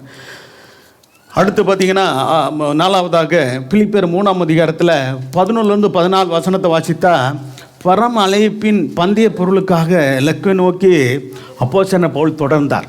அப்போ அப்படி தொடர்வேன்ற நம்பிக்கை அப்படின்ற ஒரு, அதாவது என்ன சொல்கிறது, தீர்மானம், நல்ல தீர்மானத்தை எடுத்தார். வாசிக்கலாம். அவருக்காக, என் ஆண்டவருக்காக, என்னை அழைத்தவருக்காக, என்னை ரிச்சவருக்காக பவுல் சொல்கிறாரு, என் ஆண்டவர் இயேசுக்காக நான் என்ன செய்ய போகிறேன்? எல்லாவற்றையும் நஷ்டம் என்று விட்டேன். நல்லா கவனிங்க. அப்போ அவரை குறித்ததான காரியங்கள் வரலாற்று ஆசிரியர்கள் சொல்கிறாங்க. அப்போ அந்த நாட்களில் பெரிய பணக்காரர், சாதாரண ஒரு குடும்பத்தை சேர்ந்தவர் இல்லை, ரோம பிரஜை அது இது என்ன சொல்லுவாங்க, சிட்டிசன் உள்ளவர். அவங்க அப்பா காலத்திலிருந்தே நல்ல வசதி படைத்தவர். அப்பா ரோம சாம்ராஜ்யத்தில் ஒரு பெரிய அதிகாரியாக இருந்திருக்கிறார். அவர் குடும்பமும் நல்ல வசதியான குடும்பம், நல்ல படித்தவர் அப்போஸ்தலனாகிய பவுல். சரி, பாருங்கள், அது சொல்ல போதும்போது இன்றைக்கி மதிப்புக்கு 10,000 கோடி பெருமானமுள்ள சொத்து இருக்குமா. அதை கர்த்தருடைய ஊழியத்துக்கு வரும்போது அர்ப்பணித்து தேவனுக்காக எல்லாத்தையும் இழந்து கர்த்தரே முக்கியம்னு சொல்லி ஆண்டவரை பின்பற்றி வந்தவர். ஹல்லேலூயா. பார்த்தீங்களா? சரி, அப்போ வாசிக்கலாம். நான் அடைந்தாயிற்று. ஆமாம், இன்னைக்கு அப்போ பெரிய பரிசுத்தமான சொல்கிறாரு, நான் அடைந்தாயிற்று அல்லது முற்றினும் தேரணுன்ற அவரே நின்னலை அப்படின்போது நீங்களும் நானும் எண்ணக்கூடாது. சரிங்களா? சபைக்கு வந்தேன், ரசிக்கப்பட்டேன், எல்லாம் முடிஞ்சிருச்சு, பெர்ஃபெக்ட் ஆகியாச்சு அப்படின்லாம் நினைக்காதீங்க. நினைக்கக்கூடாது, நானும் நினைக்கக்கூடாது, நீங்கள் நினைக்கக்கூடாது. வசனத்தின்படி சொல்கிறேன். அப்போ அடைஞ்சிட்டேன் அல்லது முற்றிலும் தெரியணவன் என்று நீங்களும் நான் எண்ணாமல் என்ன செய்யணும்? ஆமாம், அப்போஸ்தலனாகிய பவுலை போல கிறிஸ்து இயேசுவினால் நீங்களும் நான் எதற்கு பிடிக்கப்பட்டவரும் அதை பிடித்து கொள்ளும்படி சொல்கிறாரு. அப்போஸ்தலனாகிய பவுல் ஆசையாக என்ன பண்ணுறேன்? தொடர்கிறேன், முன்னேறி போகிறேன். ஆமாம், நான் ஊழியர் ரட்சிக்கப்பட்டேன், ஞானஸ்நானம் நடத்தேன், ஆண்டவருக்கு வைராக்கியமே எல்லாம் இழந்து விட்டுட்டு, எல்லாம் மனப்பூர்வமாக விட்டுட்டு நான் ஊழியம் செய்து பல இடங்களில் சுவிசேஷ அறிவித்த சபையை சாதிச்சிட்டேன். நான் கர்த்தருக்காக சாதித்த மனிதன் தான். ஆனாலும் கூட நான் எல்லாத்தையும் சாதிச்சிட்டேன், எல்லாம் முடிஞ்சிருச்சுன்னு சொல்ல பாருங்க. நான் முழுமையாக 100% சரியாயிட்டேன், அதனால அப்படிலாம் சொல்லாமல் அடுத்த வசனம் கூட என்ன சொல்கிறார் பாருங்கள், இப்படி தான் நம்முடைய ஜபங்கள் இருக்கணும், இப்படி தான் நம்மளுடைய எண்ணங்கள் இருக்கணும்னு சொல்ல வர்றேன். இப்படி தான் நம்ம எண்ணங்கள் இருக்கணுமே தவிர நம்ம மேன்மையாக நம்ம நினைக்கக்கூடாது. நம்மை ஆசீர்வதித்து கர்த்தர் உயர்த்தட்டும், ஆனால் நம்முடைய எண்ணங்களில் அப்படி வந்துடக்கூடாது. அடுத்து வாசிக்கலாம். சகோதரரே, பார்த்தீங்களா, நான் பிடித்து கொள்ள முடியாது போயிடணும். நான் தொடர்ந்து செயல்படுறேன் தான், முன்னேறி போகிறேன் தான். ஆனால் அது பிடிச்சு கொண்டு நான் ஜெயம் எடுத்துட்டேன்னு சொல்ல வரல. ஆனால் ஜெயம் எடுக்கிற பதில் போயிட்டு இருக்கிறேன்றது தான் அவர் சொல்கிறார். வாசிக்கலாம். முற்றிலும் தேர்ந்தவன் என்று எண்ணாமல் கிறிஸ்து இயேசுவினால் நான் எதற்காக பிடிக்கப்பட்டவனோ அதை நான் பிடித்து கொள்ளும்படி என்ன செய்கிறேன்? ஆசையாய் தொடர்கிறேன். நீங்களும் நானும் கூட நம்முடைய கர்த்தர் இயேசுவினால் எதற்கு பிடிக்கப்பட்டோமோ அதை பிடித்து கொள்ள முடியும் ஆசையாய் தொடர்ந்து முன்னேறி போவோம். அல்லேலூயா. பின்தொடருவோமாக ஆசையாய். இப்படிப்பட்ட வைராக்கி நமக்கு வேண்டுங்க. வைராக்கி இருக்கா? சோத்திரம். ஏதோ ஒரு கிறிஸ்தவ வாழ்க்கை வாழ்ந்துட்டு போகிறதுன்றது உலகத்தானே ஏதோ ஒரு வாழ்க்கை வாழ்ந்துட்டு போகிறாங்க. அப்படிப்பட்ட வாழ்க்கையாக நம்ம வாழ தெரிந்து கொண்டார் ஆண்டவர். தேவனுக்குன்ற வைராக்கியமாக இருக்கணும். அல்லேலூயா. ஆமாம், சோத்திரம். என்ன வந்தாலும் சரி கர்த்தருக்காக. சோத்திரம். இது நிலையில்லாத வாழ்க்கைங்க. இது இந்த வாழ்க்கையில் தேவனுக்காக என்ன சாதிச்சோன்றது நமக்கு சோத்திரம் அன்ற ஒரு வைராக்கியம் வேணும். நான் சொல்கிறேன், 24 வருஷம் ஊழியம் செஞ்சோம், போதுமானபடியே நம்ம இன்னும் பெருசாக சாதிக்கலை அப்படின்னு தான் சோத்திரம். ஏதோ ஊழியம் செஞ்சுருக்குறோம், ஏதோ முடிஞ்சிடும். ஆனாலும் கூட கர்த்தருடைய கிருபையில் செஞ்சோம். சோத்திரம். இது போதாது, இது பத்தாதுன்னு தான் நினைக்கிறோம். அல்லேலூயா. இன்னும் கர்த்தருக்காக செய்யணும் அப்படின்ற ஒரு வைராக்கியம் நமக்கு வேணும். சோத்திரம். சரி, அப்படி நம்ம செயல்பட்டால் தான் கர்த்தருக்கு நம்ம ஒரு திருப்தி அடைஞ்சிட்டோம்னா அதுக்கு மேலே நம்ம போக மாட்டோம். தெரியுமா உங்களுக்கு? எப்போதுமே நம்முடைய வாழ்க்கையில் ஒரு திருப்தி எல்லாம் சரி, நம்ம ரசிக்கப்பட்டோம், நடத்த நடத்த சபையில் இருக்கிறோம், போதும், அவ்வளோதான் அப்படின்னு அதுக்கு மேலே கர்த்தருக்காக நம்ம ஒன்றும் செய்ய முடியாது. கர்த்தருக்காக நம்ம ஒன்றும் பிரயாசப்பட மாட்டோம். ஒரு திருப்தி அடைஞ்சிருவோம். போதும், நம்ம மற்றவங்கெல்லாம் ரசிக்கப்படாமல் இருக்கும்போது நம்ம ரசிக்கப்பட்டோமே, ஆண்டவரோட பிள்ளை ஆகிட்டோமே, ஏதோ சபையில் இருக்கிறோம், சோத்திரம், ஏதோ முடிஞ்சதை நம்ம செய்வோம், சரி அப்படின்ட்டு அப்படியே இருந்தோம்னா மேற்கொண்டு நம்ம முன்னேறி போக முடியாது. இதுதான் உண்மை. அதுக்கு தான் சொல்லுவாங்க பாருங்க, நம்ம கிறிஸ்தவ வாழ்க்கையில் ஆவிக்கிற ஜீவியத்தில் திருப்தி என்பதே வரக்கூடாது. ஹல்லேலூயா. இன்னும் நான் என்ன கர்த்தருக்கு செய்யணும், இன்னும் நான் என்ன கர்த்தருக்காக நான் செய்ய முடியும், இப்படி நம்ம சிந்திக்கணுமா? இன்னும் ஆண்டவருக்காக நான் என்ன செய்ய முடியும், ஆண்டவரே எனக்கு சொல்லுங்கள். சோதரி, எனக்கு நீங்கள் ஆலோசனை கொடுங்க ஆண்டவரே, எனக்கு நீங்கள் உங்களுடைய விருப்பத்தை, உங்களுடைய சித்தத்தை வெளிப்படுத்துங்க ஆண்டவரே. சோத்திரம். அவருங்க தாவீதுடைய விருப்பம் எப்படிப்பட்ட, உங்களுக்கு பிரியமானதை செய்ய எனக்கு போதிய முடியும், நல்ல ஆவியை என்ன செய்யும், என்னை செவ்வியான பாதையில் நடத்தட்டும். எப்படி பாருங்களா, அவருடைய ஆசையெல்லாம் விருப்பங்களாம் பாருங்கள், பரிசுத்தவான்கள் விருப்பங்கள். உமக்கு பிரியமானதை செய்ய எனக்கு போதிங்க ஆண்டவரே. எனக்கு தெரியல இன்னும் இதெல்லாம் பிரியம்ன்றத ஓரளவு தெரியும், முழுமையாக எனக்கு தெரியாது, அதை எனக்கு கற்றுக் கொடுங்கன்றாரு. சரி, கர்த்தர் ஸ்தோத்திரம். அடுத்து பார்த்தீங்கன்னா 14 வசனம் வரைக்கும் வாசிச்சா வாசிக்கணும். சகோதரரே, மறுபடியும் சொல்கிறார் பாருங்க, அதை பிடித்து கொண்டேன் என்று நான் எண்ணுகிறதில்லை. பாருங்க, ஸ்தோத்திரம், ஒன்று செய்கிறேன். இதை பாருங்க, இப்படி காரியங்கள் நமக்கு இருக்கணும். அப்போ திருப்தி படலை பாருங்க.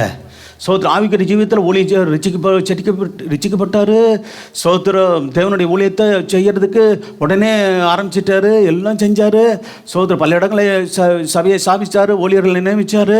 இப்படி நல்ல மற்ற ஊழியர்களை காட்டிலும், பிரதான அப்போஸ்தலர்களை காட்டிலும் அதிகமாக சுவிசேஷ அறிவித்து சபைகளை ஸ்தாபித்த தேவனுடைய மனுஷன் சொல்கிறாரு, சோத்திரம், அது பிடித்து கொண்டேன்னு நான் நினைக்கிறதில்ல, இன்னும் நான் முழுமையாக கர்த்தருக்கு செய்ய வேண்டியதில்லை, என்னை கொண்டு தெரிந்து கொண்டு செய்யணும் நினைச்சதெல்லாம் நான் செஞ்சிடலன்னு சொல்றாரு. இன்னும் செய்ய வேண்டியது எவ்வளவு இருக்கு. அல்லேலூயா. பார்த்தீங்களா? அதான் அவருடைய வார்த்தையினுடைய நோக்கம். அது சொல்றாரு, ஒன்று செய்கிறேன், பின்னானவைகளை மறந்து. கடந்த காலத்தில் இருந்ததான தோல்வியின் அனுபவங்கள், சோத்திரம், தன் யூத மதத்துக்காக வைராக்கியமாக இருந்து சோத்திர கர்த்தருடைய சபையை துன்பப்படுத்தினது, சோத்திரம் தேவனுடைய ஜனங்களை துன்பப்படுத்தினது எல்லாம் பார்க்குறேன். சோத்திரம். கர்த்தராகிய இயேசுவை சோத்திரம் அவர் ஒரு காலத்தில் வெறுத்தார். அப்போ இதெல்லாம் நினச்சி பார்த்து சொல்கிறாரு, அதெல்லாம் நான் மறந்து இனிமேல் நான் சரியான காரியங்களை அறிந்து என்ன செய்கிறேன், ஆமாம், இப்போ பின்னானவைகளை மறந்து முன்னானவைகளை என்ன செய்கிறேன், நாடுறேன். சோத்திரம். பழைய அனுபவங்கள், பாவ அனுபவங்கள், அந்த பின்மாற்ற அனுபவங்கள் எதுவுமே எனக்கு வேண்டாம். முன்னானவைகளை நாடி நான் முன்னேறி கர்த்தருக்காக இன்னும் நான் முன்னேறி போய்கொண்டே இருப்பேன். ஆமென். அல்லேலூயா. இந்த எண்ணம் தான் நமக்கு வரணும். சோத்திரம். சரி, நாடி என்ன செய்வேன், அடுத்து சொல்கிறாரு, கிறிஸ்து இயேசுக்குள் எனக்கும் உங்களுக்கும், இங்கே ரட்சிக்கப்பட்ட இருக்கிற நமக்கு எல்லாருக்குமே என்ன இருக்குது, உலகம் முழுவதும் இருக்கிற தேவனுடைய ஜனங்கள், ரட்சிக்கப்பட்ட எல்லா ஜனங்களுக்கு இதை பார்த்து கொண்டு இருக்கு, கேட்டுக்கொண்டு இருக்கு எல்லாருக்கும் என்ன உண்டு, கர்த்தராகிய இயேசு கிறிஸ்துக்குள்ளாக தேவன் அழைத்த பரம் அழைப்பு இருக்கிறது. அந்த அழைப்பு எல்லாருக்கும் பொதுவானது. அல்லேலூயா. ஒவ்வொருவருக்கும் அது தனியானது, பொதுவானது மட்டுமில்ல, ஒவ்வொருவருக்கும் உரியது. அப்போ பரம் அழைப்புன்னு அந்த பந்தய பொருளுக்காக என்ன செய்யணும், ஒவ்வொருவரும் ஆமாம் லெக்கை நோக்கி. நமக்கு லெக்கு என்னது, ஆமாம், இந்த பூமியில் இருக்கும் நம்ம ரட்சித்த ஆண்டவர் நம்ம மூலமாக இன்னும் தேவன் அறியாத ஜனங்கள் ரட்சிக்கப்படணுமே. நரகத்துக்கு போகிற ஜனங்களே, நாம் ஒரு காலத்தில் நரகத்துக்கு போகிற விதமாக இருந்தோம், நம்முடைய வாழ்க்கை இருந்துச்சு. நம்மை கர்த்தர் கிருபையாக தேடி வந்து யார் மூலமாவது நாம் சுவிசேஷத்தை கேட்டு ரட்சிக்கப்பட்டு அவருடைய சரீரமாய் சபையில் இணைக்கப்பட்டு இருக்கிறோமே. ஆகவே நம்மால் முடிந்த வரைக்கும் நம்முடைய குடும்பத்தார், ரட்சிக்கப்படாதவர்கள், நம்முடைய உறவினர்கள் யாவரும் ரட்சிக்கப்படத்தக்கதாக நாம் செயல்படணுமே என்கிற வைராக்கியம் நமக்கு வேண்டும். அல்லேலூயா. அதோடு கூட என்னென்னு சோத்திரம், ஒன்று ஆத்துமக்கள் ஆதாயம் பண்ணணும், ரெண்டாவது நம்மை காத்துக்கொண்டு நாம் தேவனுடைய ராஜ்யத்துக்கு சோத்திர பரலோக ராஜ்யத்துக்கு உரியவர்களாக நாம் மனவாட்டி சபையாக சோத்திர மனவாளன் இயேசுவுக்கு ஏற்ற மனவாட்டியாக நம்ம உருவாகத்தக்கதான வைராக்கியம் நமக்கு வேண்டும். ஆமென். அல்லேலூயா. மற்றவர்கள் நடத்தக்கூடியதான அந்த ஒரு சோத்திரம் விருப்பம் வேண்டும். சோத்திரம், நாங்கள் அதுக்கேற்ற போதனைகளை கொடுக்குற கர்த்தர் ஊழியர்களை எங்களை வச்சுருந்தாலும் நீங்கள் உங்களுக்கும் என்ன வேணும்? ஆமாம், நீங்களும் மனமாட்டி சபையாய் மாறுவதற்குரிய வைராக்கியமோ, மற்றவர்களும் உங்கள் குடும்பத்தாரும் மற்றவர்களும் கர்த்தருக்குள்ளாக அப்படியாக வளர தேறின வேதம் சொல்கிறது, தேறினவர்களாக நிறுத்தும்படிக்கு என்று சொல்லப்பட்டிருக்கிறது. ஆகவே கிறிஸ்தவர்கள் தேறினவர்களாக சோத்திரம் நாம் உருவாக வேண்டும். அப்போ லெக்கை நோக்கி நமக்கு லெக்கு அதுதான். அல்லேலூயா. இன்றைக்கி உலகம் பார்த்தீங்களா, உலக மக்கள் என்ன பண்ணுறாங்க, உலகத்தில் ஒரு வாழ்க்கையை முன்னேறதுக்கு பல விதத்தில் பல லெக்கை வச்சு போயிட்டுருக்குறாங்க இல்லைங்களா? ஆமாம், ஸ்தோத்திரம். ஆமாம், வாழ்க்கையில் முன்னேறுவதற்கு நல்ல உயர்ந்த ஸ்தானத்துக்கு வருவதற்கு பல விதத்தில் அவங்க நியாயப்படி அவருக்கு நியாயப்படி வளைத்து முன்னேறுகிறவர்கள் உண்டு, குறுக்கு வழியை தேடி பல காரியங்களை செய்கிறவர்கள் உண்டு, பலவிதமாக இருக்கிறாங்க. ஆனால் நம்முடைய லெக்கு இந்த பூமியில் இருந்தாலும் நம்ம பூமியில் வாழ்ந்தாலும் நம்ம லெக்கு பரலோகத்தை நோக்கி இருக்கணும். அல்லேலூயா. சரி, கர்த்தர் அதான் வேதம் சொல்கிறார், அதைத்தான் அப்போஸ்தலன் பவுல் செய்தார். சரி, அடுத்து பார்த்திங்கன்னா 5வதாக யோபு 13:15 வாசிக்கிறோம்.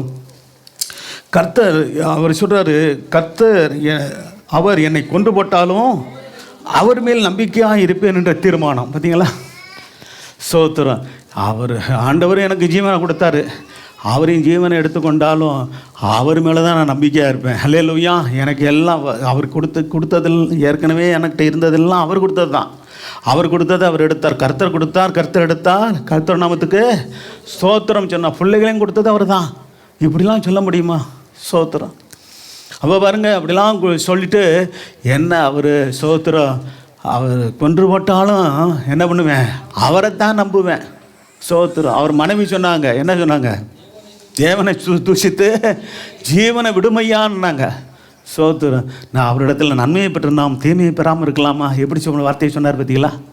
இதெல்லாம் வேதத்தை வாசித்து பாருங்கள். அப்போ அது இப்படிப்பட்ட சோதனையெல்லாம் நமக்கு கர்த்தர் அனுமதிக்க மாட்டார், அனுமதிக்கிறது இல்லை. அல்லேலூயா. நான் எந்த அளவுக்கு தாங்குவோன்னு அவருக்கு தெரியும். நம்ம கூட நம்ம சில சிற்றை, சில சோத்திரம் தேவன் சில ஆவிக்குரிய விதத்தில் சில விசுவாச சோதனைகளை அனுமதிக்கிறான்னா அது நம்முடைய ஆவிக்குரிய ஜீவியம் பலப்படுவதற்காகத்தான் அதை அனுமதிக்கிறார். அல்லேலூயா. இதை எப்போதும் மறந்துடாதீங்க. இல்லை கடவுளை சோதிச்சிட்டார். சிலர் போடுங்க வாயில் பார்த்தீங்கன்னா இப்படி தான் வார்த்தை வரும், எனக்கு கடவுளை சோதிச்சிட்டார், கடவுளை சோதிச்சிட்டார், சோதிச்சுக்கிட்டே இருக்கிறாருப்பா அப்படிலாம் சொல்கிறாங்க. பார்த்தீங்களா? அப்படி சொன்னவங்களாம் கேள்விப்பட்டிருக்கேன். அந்த சாமி சோதிச்சுக்கிட்டே தான் இருக்குது அப்படின்னு சொல்லியிருக்கீங்களா அவங்களுக்கு? அவனுக்கு இதே வேலையாக இருக்கிறார் அவர். அப்படி இல்லைங்க, வேதத்தில் பார்த்தோன்னா அப்படி இல்லை. இதே சோதிக்கிறதே தான் வேலையா? ஏன்னு ஆபிரகாமை சோதித்தான்னு ஒரு இடத்துல தான் இருக்குது. அவர் மகனை கொண்டு போய் பலியிட சொல்லி, அதான் தேவன் ஆபிரகாமை சோதித்தான்னு ஒரு இடத்துல தான் இருக்குது. ஆனால் காலம் பூராமல் ஆபிரகாமை சோதிச்சார் இல்லையா? நீங்கள் பாருங்கள், வேதம் முழுதும் பாருங்களேன். இல்லை, அதெல்லாம் ஒரு இதுக்காக இப்போ ஆண்டவருடைய பிள்ளைகளுக்கு வருகிற சோதனை என்பது அது விசுவாச பரீட்சை. அல்லேலூயா. பிசாசு கொண்டு வருகிற சோதனை தான் ஆபத்தானது. பாருங்கள், 2 விதமான சோதனை உண்டு. ஒன்று கர்த்தரால் வருகிற சோதனை என்றது அது பரீட்சை, விசுவாச பரீட்சை. ஆனால் பிசாசில் வருகிற சோதனை என்பது நம்மை விழத்தக்கதாக செய்கிறதான பிசாசினுடைய தந்திரம். இதெல்லாம் நம்ம வித்தியாசம் கண்டுபிடிக்கணும். சோதரம். அதனால் சிலர் புரியாமல் சில பிசாசின் சோதனையை கூட என்ன பண்ணுறாங்க, கடவுளை சோதிச்சிட்டாருலாம் சொல்லி அறியாமல் சொல்கிறவங்களும் உண்டு. அப்படி அல்ல. வேதத்தை நம்ம அறிஞ்சோம்னா நம்ம வித்தியாசம் கண்டுபிடிச்சிடலாம். இது பிசாசினர் வந்து சோதனையா? ஜெபம் பண்ணும்போதும் கர்த்தர் நம்மோடு பேசுவார், வேதம் வாசிக்கும் போது நம்மோடு கூட கர்த்தர் பேசுவார். எதனால் இந்த பிரச்சனை, எதனால் வருகிற போராட்டங்கள், இது பாருங்கள் எல்லாத்துக்கும் நம்ம ஜெபத்தில் இருக்கும்போது நமக்கு தெரியும். அதெல்லாம் அந்த ஆண்டவர் வெளிப்படுத்துவார். அப்படி இல்லாமல் ஜெபம் நமக்கு தெரியாது. வேத வாசிப்பு இல்லைன்னா நமக்கு தெரியாது, இதெல்லாம் வராது. சரி, அதை தான் சொல்கிறேன். சரி, அடுத்து பார்த்தீங்கன்னா, அப்போ அவர் என்னை கொண்டு போட்டாலும் அவர் மேல் நம்பிக்கையாக இருப்பேன் என்ற யோபுடைய நல்ல தீர்மானம். அல்லேலூயா. அப்போ என்ன வந்தாலும் சரி நான் அவரை தாங்க நம்புவேன். அல்லேலூயா. ஆண்டவரை தான் நம்புவேன், இயேசுவை தான் நம்புவேன். சோதரு அப்போ அந்த ஒரு பாட்டு இருக்கு, நம்புவதற்கு ஒன்றுமில்லை என்றாலும் நம்புவேன் என் இயேசு. நல்ல பாட்டு அது, உண்மையிலே நல்ல பாட்டு. அந்த பாட்டு சோதரா அது பாடினவர் யார் பேர் தெரியுமா? பேரை நுழைய மாட்டேங்குதா? என்னது? ரேணுகுமாரா? சரி சரி, அவர் பாடினாரா? நம்புவதற்கு ஒன்றுமில்லை என்றாலும் நம்புவேன் இயேசு. அப்போ சூழ்நிலை அப்படி இல்லைனாலும் கூட அவரை தான் நம்புவேன்றது உண்மைதான். அது அவரை தான் நம்பணும், வேறு என்ன பண்ணுறது? சோத்துரும். அப்போ அவரை நம்பி ஒருவர் மோசம் பண்ணதில்லை. அல்லேலூயா. அது மட்டும் நிச்சயமாக நம்ம சொல்லலாம். சரி, கர்த்தருக்கு சோத்திரம். ரோமர் 15:20-21 நம்ம வாசிக்கும்போது, கர்த்தர் கிறிஸ்துவனுடைய நாமம் சொல்லப்பட்டிராத இடங்களில் சுவிசேஷத்தை அறிவிக்கும்படி நாடுகிறேன் என்ற தீர்மானம் எடுத்து செயல்படுத்தினார். வாசிக்கலாம். மேலும் இன்னும் ஒரு காரியத்தை சொல்லி நான் ஜெபம் பண்ணி முடிப்போம். வாசிக்கலாம். அவருடைய செய்தியை அறியாதிருந்தவர்கள் காண்பார்கள் என்று, ஆமாம், எழுதியிருக்கிறபடி பாருங்க. அவருடைய செய்தியை அறியாதிருந்தவர்கள், மறுபடியும் போடுப்பா 20 வசனத்தை போடு. மேலும் அவருடைய செய்தியை அறியாதிருந்தவர்கள் காண்பார்கள் என்றும், அவரை குறித்து கேள்விப்படாதிருந்தவர்கள் உணர்ந்து கொள்வார்கள் என்றும் எழுதியிருக்கிறது. பார்த்தீங்களா? இதெல்லாம் ஏற்கனவே எழுதப்பட்டு இருக்கிறது. அதன்படியே தான் என்ன பண்ணுறாரு ஆண்டவர் செயல்படுத்துகிறார். வாசிக்கலாம் அடுத்த வசனம். நான் மற்றவருடைய அஸ்திபாரத்தின் மேல் கட்டாதபடிக்கு கிறிஸ்துடைய நாமம் சொல்லப்பட்டிராத இடங்களில் சுவிசேஷத்தை அறிவிக்கும்படியே நாடுகிறேன். அல்லேலூயா. அப்போ நல்லா கவனிங்க, ஆண்டவருடைய பிள்ளைகளாக நம்ம பாருங்க சோத்துரும். அவ பாருங்க, இன்னொருடைய அஸ்திபாரத்தின் மேலே நம்ம என்ன பண்ணக்கூடாது? கட்டக்கூடாது. அப்படின்னா இன்னொருத்தருடைய சோத்திரம் பிரியாசத்தினால வந்து ஆத்மாக்கள் ரசிக்கப்பட்டாங்கன்னா அவங்கள கூப்பிட்டு வச்சு என்ன பண்ணுறது? சில ஆட்கள் குறுக்கு வழியை தேடுறது ஆட்கள்லாம் இருக்கிறாங்க. சோத்திரம். அப்போ பாருங்கள், ஏதோ ஒரு ஊழியம் செய்யணும், சபை நடத்தணும்லாம் ஆசை வந்துடும். என்ன பண்ணுறது? வேறு சபையில் இருக்கிற அவங்களுக்கு தெரிஞ்ச ஃப்ரெண்ட்ஸ் எல்லாம் கூப்பிடுறது. வாங்க, நான் சபை ஆரம்பிக்கிறோம், வாங்க நீங்கள் வாங்க, உங்களை என்ன பண்ணுறோம், ஒரு முக்கியஸ்தர்களை வச்சுக்கிறோம். இப்படிலாம் நடக்குதுங்க. நடக்கிறதே சொல்லலை. கூப்பிட்டு என்ன பண்ணுறது? 60 வயசு வரைக்கும் உலகப்பரமான வேலையை செய்வாங்க. 60 வயசு ஆன பிற்பாடு வேலையிலேருந்து அனுப்பிச்சிடறாங்களே. அப்புறம் நான் கர்த்தருக்கு ஊழியம் செய்ய போகிறேன்ட்டு சோத்திரம் என்ன பண்ணுறது? பல இடங்களில் நடக்கிறத சொல்கிறேன்.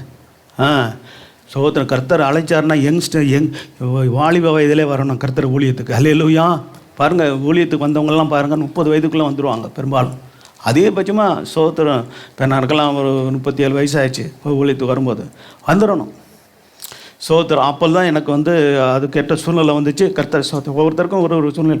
ஆனால் ஒரு சிலர் ரொம்ப என்ன பண்ணுறது, ஊழியம் செய்யணும்னுன்றது. ஆனால் ஏன்னா முறையாக செய்யணும், ஊழியம் செய்யட்டும், முறையாக செய்யணும். அடுத்தவர்கள் ஆதாயப்படுத்தின ஆத்மாவை கூப்பிட்டு வச்சு ஊழியம் செய்கிறதில்ல. ஊழியம் எவ்வளோ ரசிக்கப்படாத ஜனங்கள் இருக்கிறாங்க, அவர்களுக்கு சுவிசேஷம் அறிவித்து அவர்களுக்கு மத்தியில் ஊழியம் செஞ்சால் அது நியாயமான ஊழியம். அல்லேலூயா. உண்மையை நான் சொல்கிறேன். இப்போ கல்யாணம் பண்ணி போகிற நம்ம பிள்ளைகள்லாம் சோத்திர ஊழியக்கார குடும்பத்தில் பிள்ளைகள்லாம் கல்யாணம் பண்ணி போகிறாங்க. நல்லது. இந்த கொள்கையை வச்சுக்கொள்ளணும். புதிய ஆத்மாக்களுக்கு கர்த்தர் தரணும். புதிய ஆத்மாக்களுக்கு மத்தியில் தான் என்ன விஷயம்? ஊழியம் செய்யணும். இன்னொரு சபைக்கு போகிற ஆத்மாவை கூப்பிடக்கூடாது. அல்லேலூயா. சபையில் நான் யாரையும் கூப்பிட்றதில்லைங்க. வேறு சபைக்கு போகிற ஆத்மாக்கள் எவ்வளோ பேர் எனக்கு கூட எங்களுக்கெல்லாம் தெரியும். பார்த்தா சோத்திரம் ஐயான்னு சொல்லுவாங்க, இப்படி பேசுவாங்க. எல்லாம் சோத்திரம் பண்ணிவிடுறதோட போகிறதோட சரி. சோத்திரம். ஆமாம், என்ன சபைக்கு போகிறாங்க என்ன இதெல்லாம் எல்லாம் பேசுவாங்க கொள்வாங்க. அதோடு முடிஞ்சு. சோத்திரம் சொல்கிறாங்களா, சோத்திரம் சொல்கிறதோட சரி, முடிஞ்சு போச்சு. அது அந்த சபையோட ஆத்மா. நம்முடைய சபையுடைய ஆத்மா மேலே தான் எனக்கு கவனம் தேவை. அல்லேலூயா. அந்த சபையை ஆத்மா கவனிக்க அந்த ஊழியக்காரர் இருக்கிறாரு. இந்த நீதியை கடைபிடிக்காத பட்சத்தில் அந்த ஊழியம் நிற்காதுங்க. அப்படிப்பட்ட ஆளுகளை கூப்பிட்டாங்கன்னா கொஞ்ச நாள் இருப்பாங்க, அப்புறம் சரி வராது அப்படின்னு போயிடுவாங்க. ஏன்னா ஊழியன்றது சோத்துரு, அது அழைக்கப்படணும், கர்த்தரால் அழைக்கப்படணும், கர்த்தரால் கொடுக்கப்படணும். ஆரோனை போல அழைக்கப்படாவிட்டால் இந்த கனமான ஊழியத்துக்கு ஒருவரும் தானாக ஏற்பட முடியாது. தானாக ஏற்படணும்னு விரும்பினா அது நிற்கிறதில்ல. சுவிசேஷ ஊழியம் யாரும் செய்யலாங்க. டாக்ஸ் கொடுத்து ரசிக்கப்பட்ட ஞானஸ்தானம் எடுத்தவங்க எல்லாருமே செய்யலாம். எல்லோரும் செய்யணும்னு தான் விரும்புகிறாரு. அது பெரும்பாலும் செய்கிறதில்ல, அநேகர் செய்கிறதில்ல. சோத்திரம். ஆனால் அப்போஸ்தலனாகிய பவுலுடைய கொள்கையை நம்ம கடைபிடிக்கணும். மற்றவருடைய அஸ்திபாரத்தின் மேல் என்ன செய்ய மாட்டேன். மறுபடியும் போடலாம், அந்த வசனத்தை போடுங்க. நான் மற்றவருடைய அஸ்திபாரத்தின் மேல் கட்டாதபடிக்கு 21 தான். அஸ்திபாரத்தின் மேல் கட்டாதபடிக்கு கிறிஸ்துவனுடைய நாமம் சொல்லப்பட்டிராத ஆமாம், கிறிஸ்துவின் நாமம் சொல்லப்படாத வீடு, கிறிஸ்து நாமம் சொல்லப்படாத குடும்பம், அங்கே போய் நான் சுவிசேஷம் சொல்லுவேன், அங்கே போய் ஜனங்களை என்ன பண்ணுவேன், ரட்சிப்பில் நடத்துவேன், அவர்களை என்ன பண்ணுவேன், சோத்திரம் நான் கருத்துக்குள்ளாக நடத்துவதற்கு பிரயாசப்படுவேன். இதுதான் நல்ல நோக்கம். அல்லேலூயா. இங்கே இருக்கிற எல்லாருக்கும் சொல்கிறேன், இந்த நோக்கத்தோடு தான் செயல்படணும். இதைத்தான் கர்த்தர் ஆசீர்வதிப்பார். சோத்திரம். ஆகவே சொல்லப்பட்டிராத இடங்களில் சுவிசேஷ அறிவிக்கும்படி நாடுகிறேன். அதே சமயத்தில் சில விருப்பப்பட்டு நம்முடைய போதனைகள், நம்முடைய ஆராதனைகள் விருப்பப்பட்டு அவங்களா வருகிறது வேற. ஆனால் அதே போல் நம்முடைய சபையிலேருந்து கூட ஒரு சிலர் சூழ்நிலை நிமித்தமாக, ஒரு சில காரியங்கள் நிமித்தமாக வீடு இது சோத்திரம் வீடு தூரமாக இருக்குது, அல்லது பிள்ளைகளோட படிப்பு காரியங்கள் இப்படிலாம் சூழ்நிலை நிமித்தமாக சோத்திரம் மாறி போகிறாங்க. நம்ம சபையில் இருந்தாங்க சில பேர் போயிருக்கிறாங்க. அதெல்லாம் குற்றம் சொல்ல முடியுமா? சோத்திரம் அங்கே போகிற இடத்துல தூரமாக இருக்கிறது, அங்கே இருக்கிற சர்ச்சுக்கு போகிறாங்க, ரைட்டு, சோத்திரம். அப்படி சில பேர் நம்ம சபைக்கும் சில பேர் வராங்க, தூரமாக வேலை நிமித்தமாக மாறி வந்தவங்க வர்றாங்க. சோத்திரம். நம்முடைய செய்தி பிடிச்சி, நம்முடைய ஆராதனை பிடிச்சி, நம்முடைய ஒரு ஐக்கியம் பிடிச்சி, நம்முடைய சபை ஐக்கியம் அப்படி விரும்பி வருவாங்க. சோத்திரம். அப்படி வருகிறவர்களை ஏற்றுக்கொள்ளுமே தவிர, ஆனால் பலவந்தமாக ஒருத்தரையும் சோத்திரம் ஆசை காட்டி கூப்பிட்டு சோத்திரம் வேறு சபையோட விசுவாசியை கூப்பிடுறது தவறு, பாவம். அல்லேலூயா. ரொம்ப முக்கியம். அதை பாருங்க, ரொம்ப சரியான காரியங்களை அவர் கடைபிடித்தார். நான் மற்றவருடைய அசுபரத்தின் மேல் கட்ட மாட்டேன், மற்றவர் செய்து ஆத்மா அதாவது ஆதாயம் பண்ணின ஆத்மாக்கள் வைத்து கொண்டு நான் என்ன செய்ய மாட்டேன். ஆமாம், அந்த ஊழியத்தை நான் செய்ய மாட்டேன்னு சொல்கிறாரு. அதுதான் உத்தமமான ஊழியம். ஊழியன்ற ஒரு முறை இருக்குது பாருங்கள். நம்முடைய சபையில் ஐக்கியத்திலலாம் ஒழுங்கு இருக்குது, இப்படி தான் செய்யணும், இப்படி தான் இது பண்ணணும்னு காரியங்கள் இருக்குது. அதன்படி தான் நம்ம செய்கிறோம். சோத்திரம். சரி, அப்போ அதே சமயத்தில் ரெண்டாவது கிறிஸ்துவின் நாமம் சொல்லப்பட்டிராத இடங்களில் சுவிசேஷம் அறிவிக்கணும். சோத்திரம். அது பாருங்கள், இந்த மீடியா ஊழியத்தில் நம்ம அதான் முக்கியமாக நம்ம செய்கிறோம். சோத்திரம். இப்போ பாருங்கள், 1000 பேர் சப்ஸ்கிரைப் பண்ணுறாங்கன்னு இருக்குது. ஆனால் வியூவர்ஸ் நிறைய பேர் இருக்கிறாங்க, நிறைய பேர் பார்க்குறாங்க. டெய்லி பாருங்கள், நம்ம அனுப்புகிற சோத்திரம் காலையில் சோத்திரம் இந்த செய்தி, அப்போ போஸ்ட் இந்த வசனம், அது மட்டும் இல்லாமல் சோத்திரம் சாயந்தரம் என்ன பண்ணுறோம், நற்செய்தி அனுப்புகிறோம். அதெல்லாம் பார்க்குறீங்களா? சோத்திரம். அதெல்லாம் பாருங்கள், 400 மேலே கூட வரைக்கும் பார்க்குறாங்க ஒரு நாளைக்கு. 400 பேர். யாரும் தர நமக்கு முன்ன பண்ண யாரும் பார்த்ததில்லை. அவங்களாம் பாருங்கள், அந்த வசனம் கர்த்தருடைய வசனம். எனக்கு என்ன ஒன்று தெரியுங்க, கர்த்தருடைய வசனம் வெறுமையாக திரும்பாது. ஏசாயா புத்தகத்தில் வாசனம் பார்த்தீங்களா? நான் பிள்ளைகள் கூட அதான் சொல்கிறது, நம்ம எடுக்கிற முயற்சி ஒன்று வேணும். ஏன்னா இன்னொன்று நம்ம நோக்கம் நம்ம சரியாக இருக்கணும். ஆண்டவர் சொன்னாரா, இலவசமாய் பெற்றீர்கள், இலவசமாய். ஆமாங்க, இலவசமாய் பெற்றது. அதுக்காகத்தான் இந்த மீடியா ஊழியத்தின் மூலமாக தான் சொல்கிறேனே. சோத்திரம். ஒரு பைசா நம்ம எதிர்பார்ப்பு இல்லை, ஒரு பைசாவும் இது வரைக்கும் வரலை. அல்லேலூயா. காணிக்கையா நம்ம எதிர்பார்த்தா தானே இங்கே வர்றதுக்கு நம்ம விருப்பமே இல்லை, அதுவும் நமக்கு நோக்கம் இல்லை. சபை மூலமாக கர்த்தர் நம்ம தேவைகளை சந்திக்கிறார், போதும். சோத்திரம். பின்னாடி சோத்திரம் பெரிய இடம் வாங்கி நம்ம சொந்த இடத்துக்கு நம்ம கர்த்தர் தேவைகளை சந்திக்கணும். அந்த நேரத்தில் கர்த்தர் எப்படி யாரை கொண்டு எப்படி அற்புதமாக காரியங்களை செய்வார்ன்றது நமக்கு தெரியாது. அந்த ஏற்ற நேரம் வரும்போது கர்த்தர் செய்ய வல்லவர். அல்லேலூயா. அதே நானும் விசுவாசிக்கிறேன். கர்த்தர் சோத்திரம் உண்டாகட்டும். சரி, இப்போ அந்த வசனத்தை வாசிக்கலாம். அப்படியே தானியேல் ஏசாயா தீர்க்க தரிசன புஸ்தகம் 55 இது மறக்கக்கூடாது. ஏன் பாருங்கள், இந்த வசனத்தை கொண்டு தான் கர்த்தர் பேசினாருங்க. சோத்திரம் இதை செய்ய. ஆனால் சோத்திரம் இது மூலமாக எந்த எதிர்பார்ப்பு உனக்கு இருக்கக்கூடாது அப்படின்னு சொல்லி இந்த வசனத்தையும் கொடுக்குறாரு. எதை சொல்கிறாரு? இலவசமாய் பெற்றீர்கள், இலவசமாய் கொடுங்கன்றாரு. அப்போ இலவசமாக நீங்கள் இந்த நோக்கத்தோடு நீங்கள் பண்ணணும். நீங்கள் இது ஒரு காணிக்கையோ, இது ஒரு சபைக்கு உங்களுக்கு இது பிரயோஜனமாக இருக்குன்னு இந்த எதிர்பார்ப்போட நீங்கள் பண்ணாதீங்க. ஏதோ பணமோ ஏதோ ஒரு உதவியோ உங்களுக்கு கிடைக்கும் நோக்கத்தோடு செய்யாதீங்கன்னு தான் எனக்கு கர்த்தர் பேசினார். ஆண்டவர் சரின்னு ஆண்டவர் சித்தத்துக்கு ஒப்பு கொடுத்தாச்சு. அப்படியே கர்த்தர் சோத்திரம். அதுக்கு முன்னாடி வசனம் வாசித்தா சோத்திரம். மாரியும் உறைந்த மலையும், அதிலிருந்து வாசிக்கணும். மாரியும் உறைந்த மலையும் வானத்திலிருந்து இறங்கி அவ்விடத்துக்கு திரும்பாமல் பூமியை நினைத்து பாருங்க. மாரியும் மலையும் அர்த்தம், பனியும் மலையும் வானத்திலிருந்து இறங்கி மறுபடியும் வானத்துக்கு போகுதா? அது இறங்குனது தான் இல்லையா? அந்த மலை இறங்கி சோத்திர பூமியை நினைக்கிறதில்ல, திரும்பாமல் பூமியை நினைத்து அதில் என்ன செய்து முளைகிளம்பி விளையும்படி செய்து விதைக்கிறவனுக்கு விதையையும் புசிக்கிறவனுக்கு ஆகாரத்தையும் கொடுக்கறது எப்படியோ. பார்த்தீங்களா? சோத்திரம். அப்போ எப்படியும் கர்த்தருடைய வசனம் விதைக்கப்படும் போது அது நிச்சயமாக அது என்ன ஆகுது? ஆமாம், சோத்திரம் பலன் கொடுக்குது. அது நிச்சயமாக என்ன செய்யும்? ஆமாம், சோத்திரம் ஜனங்களை ரட்சிக்கும் என்பதற்கு அடையாளமாக தான் அந்த வசனம் சொல்லப்பட்டிருக்கு. எப்படியோன்னு சொல்லிட்டு அடுத்து சொல்கிறாரு, அப்படியே 11 வசனம், என் வாயிலிருந்து புறப்பட வசனம் இருக்கும், அது என்ன செய்யாது? வெறுமையாக என்னிடத்துக்கு திரும்பாமல் அது நான் விரும்புகிறதை செய்து என்ன செய்யும்? அதை நான் அனுப்பின காரியம் ஆகும்படி வாய்க்கும். அல்லேலூயா.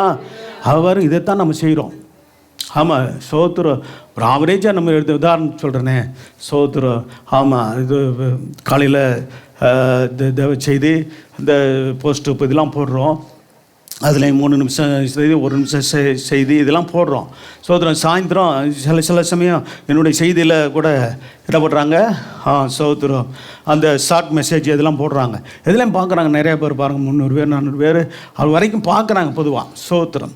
அப்போ 50 பேர் 100 பேர்லேருந்து ஆரம்பித்து அப்படி போகுது.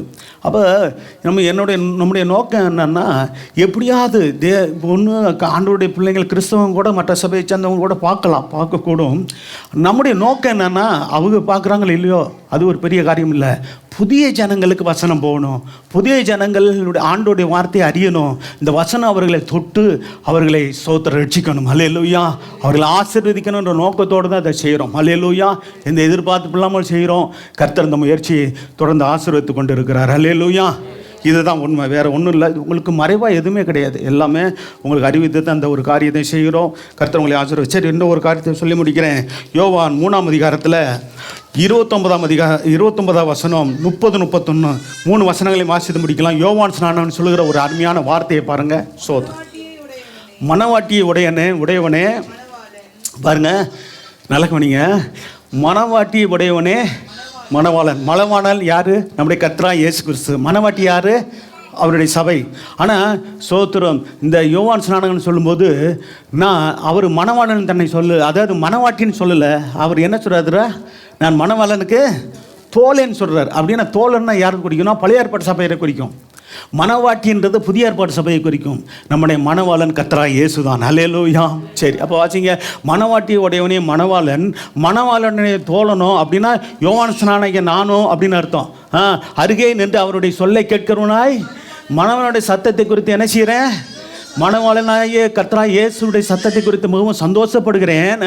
இந்த சந்தோஷம் எனக்கு சம்பூர்ணமாயிற்றுன்னு சொல்கிறார். ஆண்டவராக இயேசு கிறிஸ்து முன்னாடி ஊழியத்துக்கு வந்தவர் தேவனால் எலியாவின் ஆவி உடையவனாக இருப்பான்னு சொல்லி சோத்திரம் அவரை குறித்து சொல்லப்பட்டிருக்கிறது. கர்த்தருக்கு வழியை ஆயத்தப்படுத்துங்கள், அவருக்கு பாதையை சபைப்படுத்துங்கள்னு சொல்லப்பட்டிருக்கிறது. யாரை குறித்து? இந்த யோவான் ஸ்நானகன் குறித்து தான் சொல்லப்பட்டிருக்கிறது. சோத்திரம். இங்கே இது ஏசியா புஸ்தகத்திலும் சொல்லப்பட்டிருக்கிறது. அடுத்து சோத்திரம் மல்கியா புஸ்தகத்திலும் சொல்லப்பட்டிருக்கிறது. சரி, இப்போ நமக்கு நேரம் இல்லை. பின்னாடி ஒரு நாள் யோவான் ஸ்நானகன் குறித்து நம்ம ஒரு சத்தியத்தை தியானிக்கலாம். அப்போ அடுத்த வசனம் பாருங்கள். இதாங்க நமக்கு என்ன வேணும்? ஆண்டவர் பெருகணும். ஆமாம், பாருங்க, இந்த எண்ணம் உடையவராக இருந்தார். சோத்திரம். அவர் பெருகணுங்க, நான் சிறுகணும். ஏன்னா நான் பூமியிலேருந்து உண்டானவன், அவரோ நித்தியத்திலேருந்து வந்தவர். சோத்திரம், பரலோகத்திலிருந்து வந்தவர். அல்லேலூயா. அவன் பரலோகத்தின் தேவன். அவர் நல்ல ஒரு உண்மையை தெரிஞ்சு கொண்டார். பார்த்தீங்களா? சோத்திரம். அவர் பெருகணும், நான் சிறுகணும். இந்த எண்ணம் நமக்கு இருக்கணும். அவர் எல்லா விஷயத்திலும் அவரே உயர்ந்திருக்கணும். நான் என்னை தாழ்த்தி தேவ சத்தத்தைக்கு நான் நடப்பிப்பேன் என்று. அடுத்த வசனத்தை வாசிக்கலாம். உன்னத்திலிருந்து வருகிறவர் யார்? அவர் தான் நம்முடைய ஆண்டவராக இயேசு கிறிஸ்து. அல்லேலூயா. ஆமாம், உன்னத்திலிருந்து வருகிறவராக நம்முடைய கர்த்தராக இயேசு கிறிஸ்து எல்லாரையும் என்ன பண்ணவர்? மேலானவர்.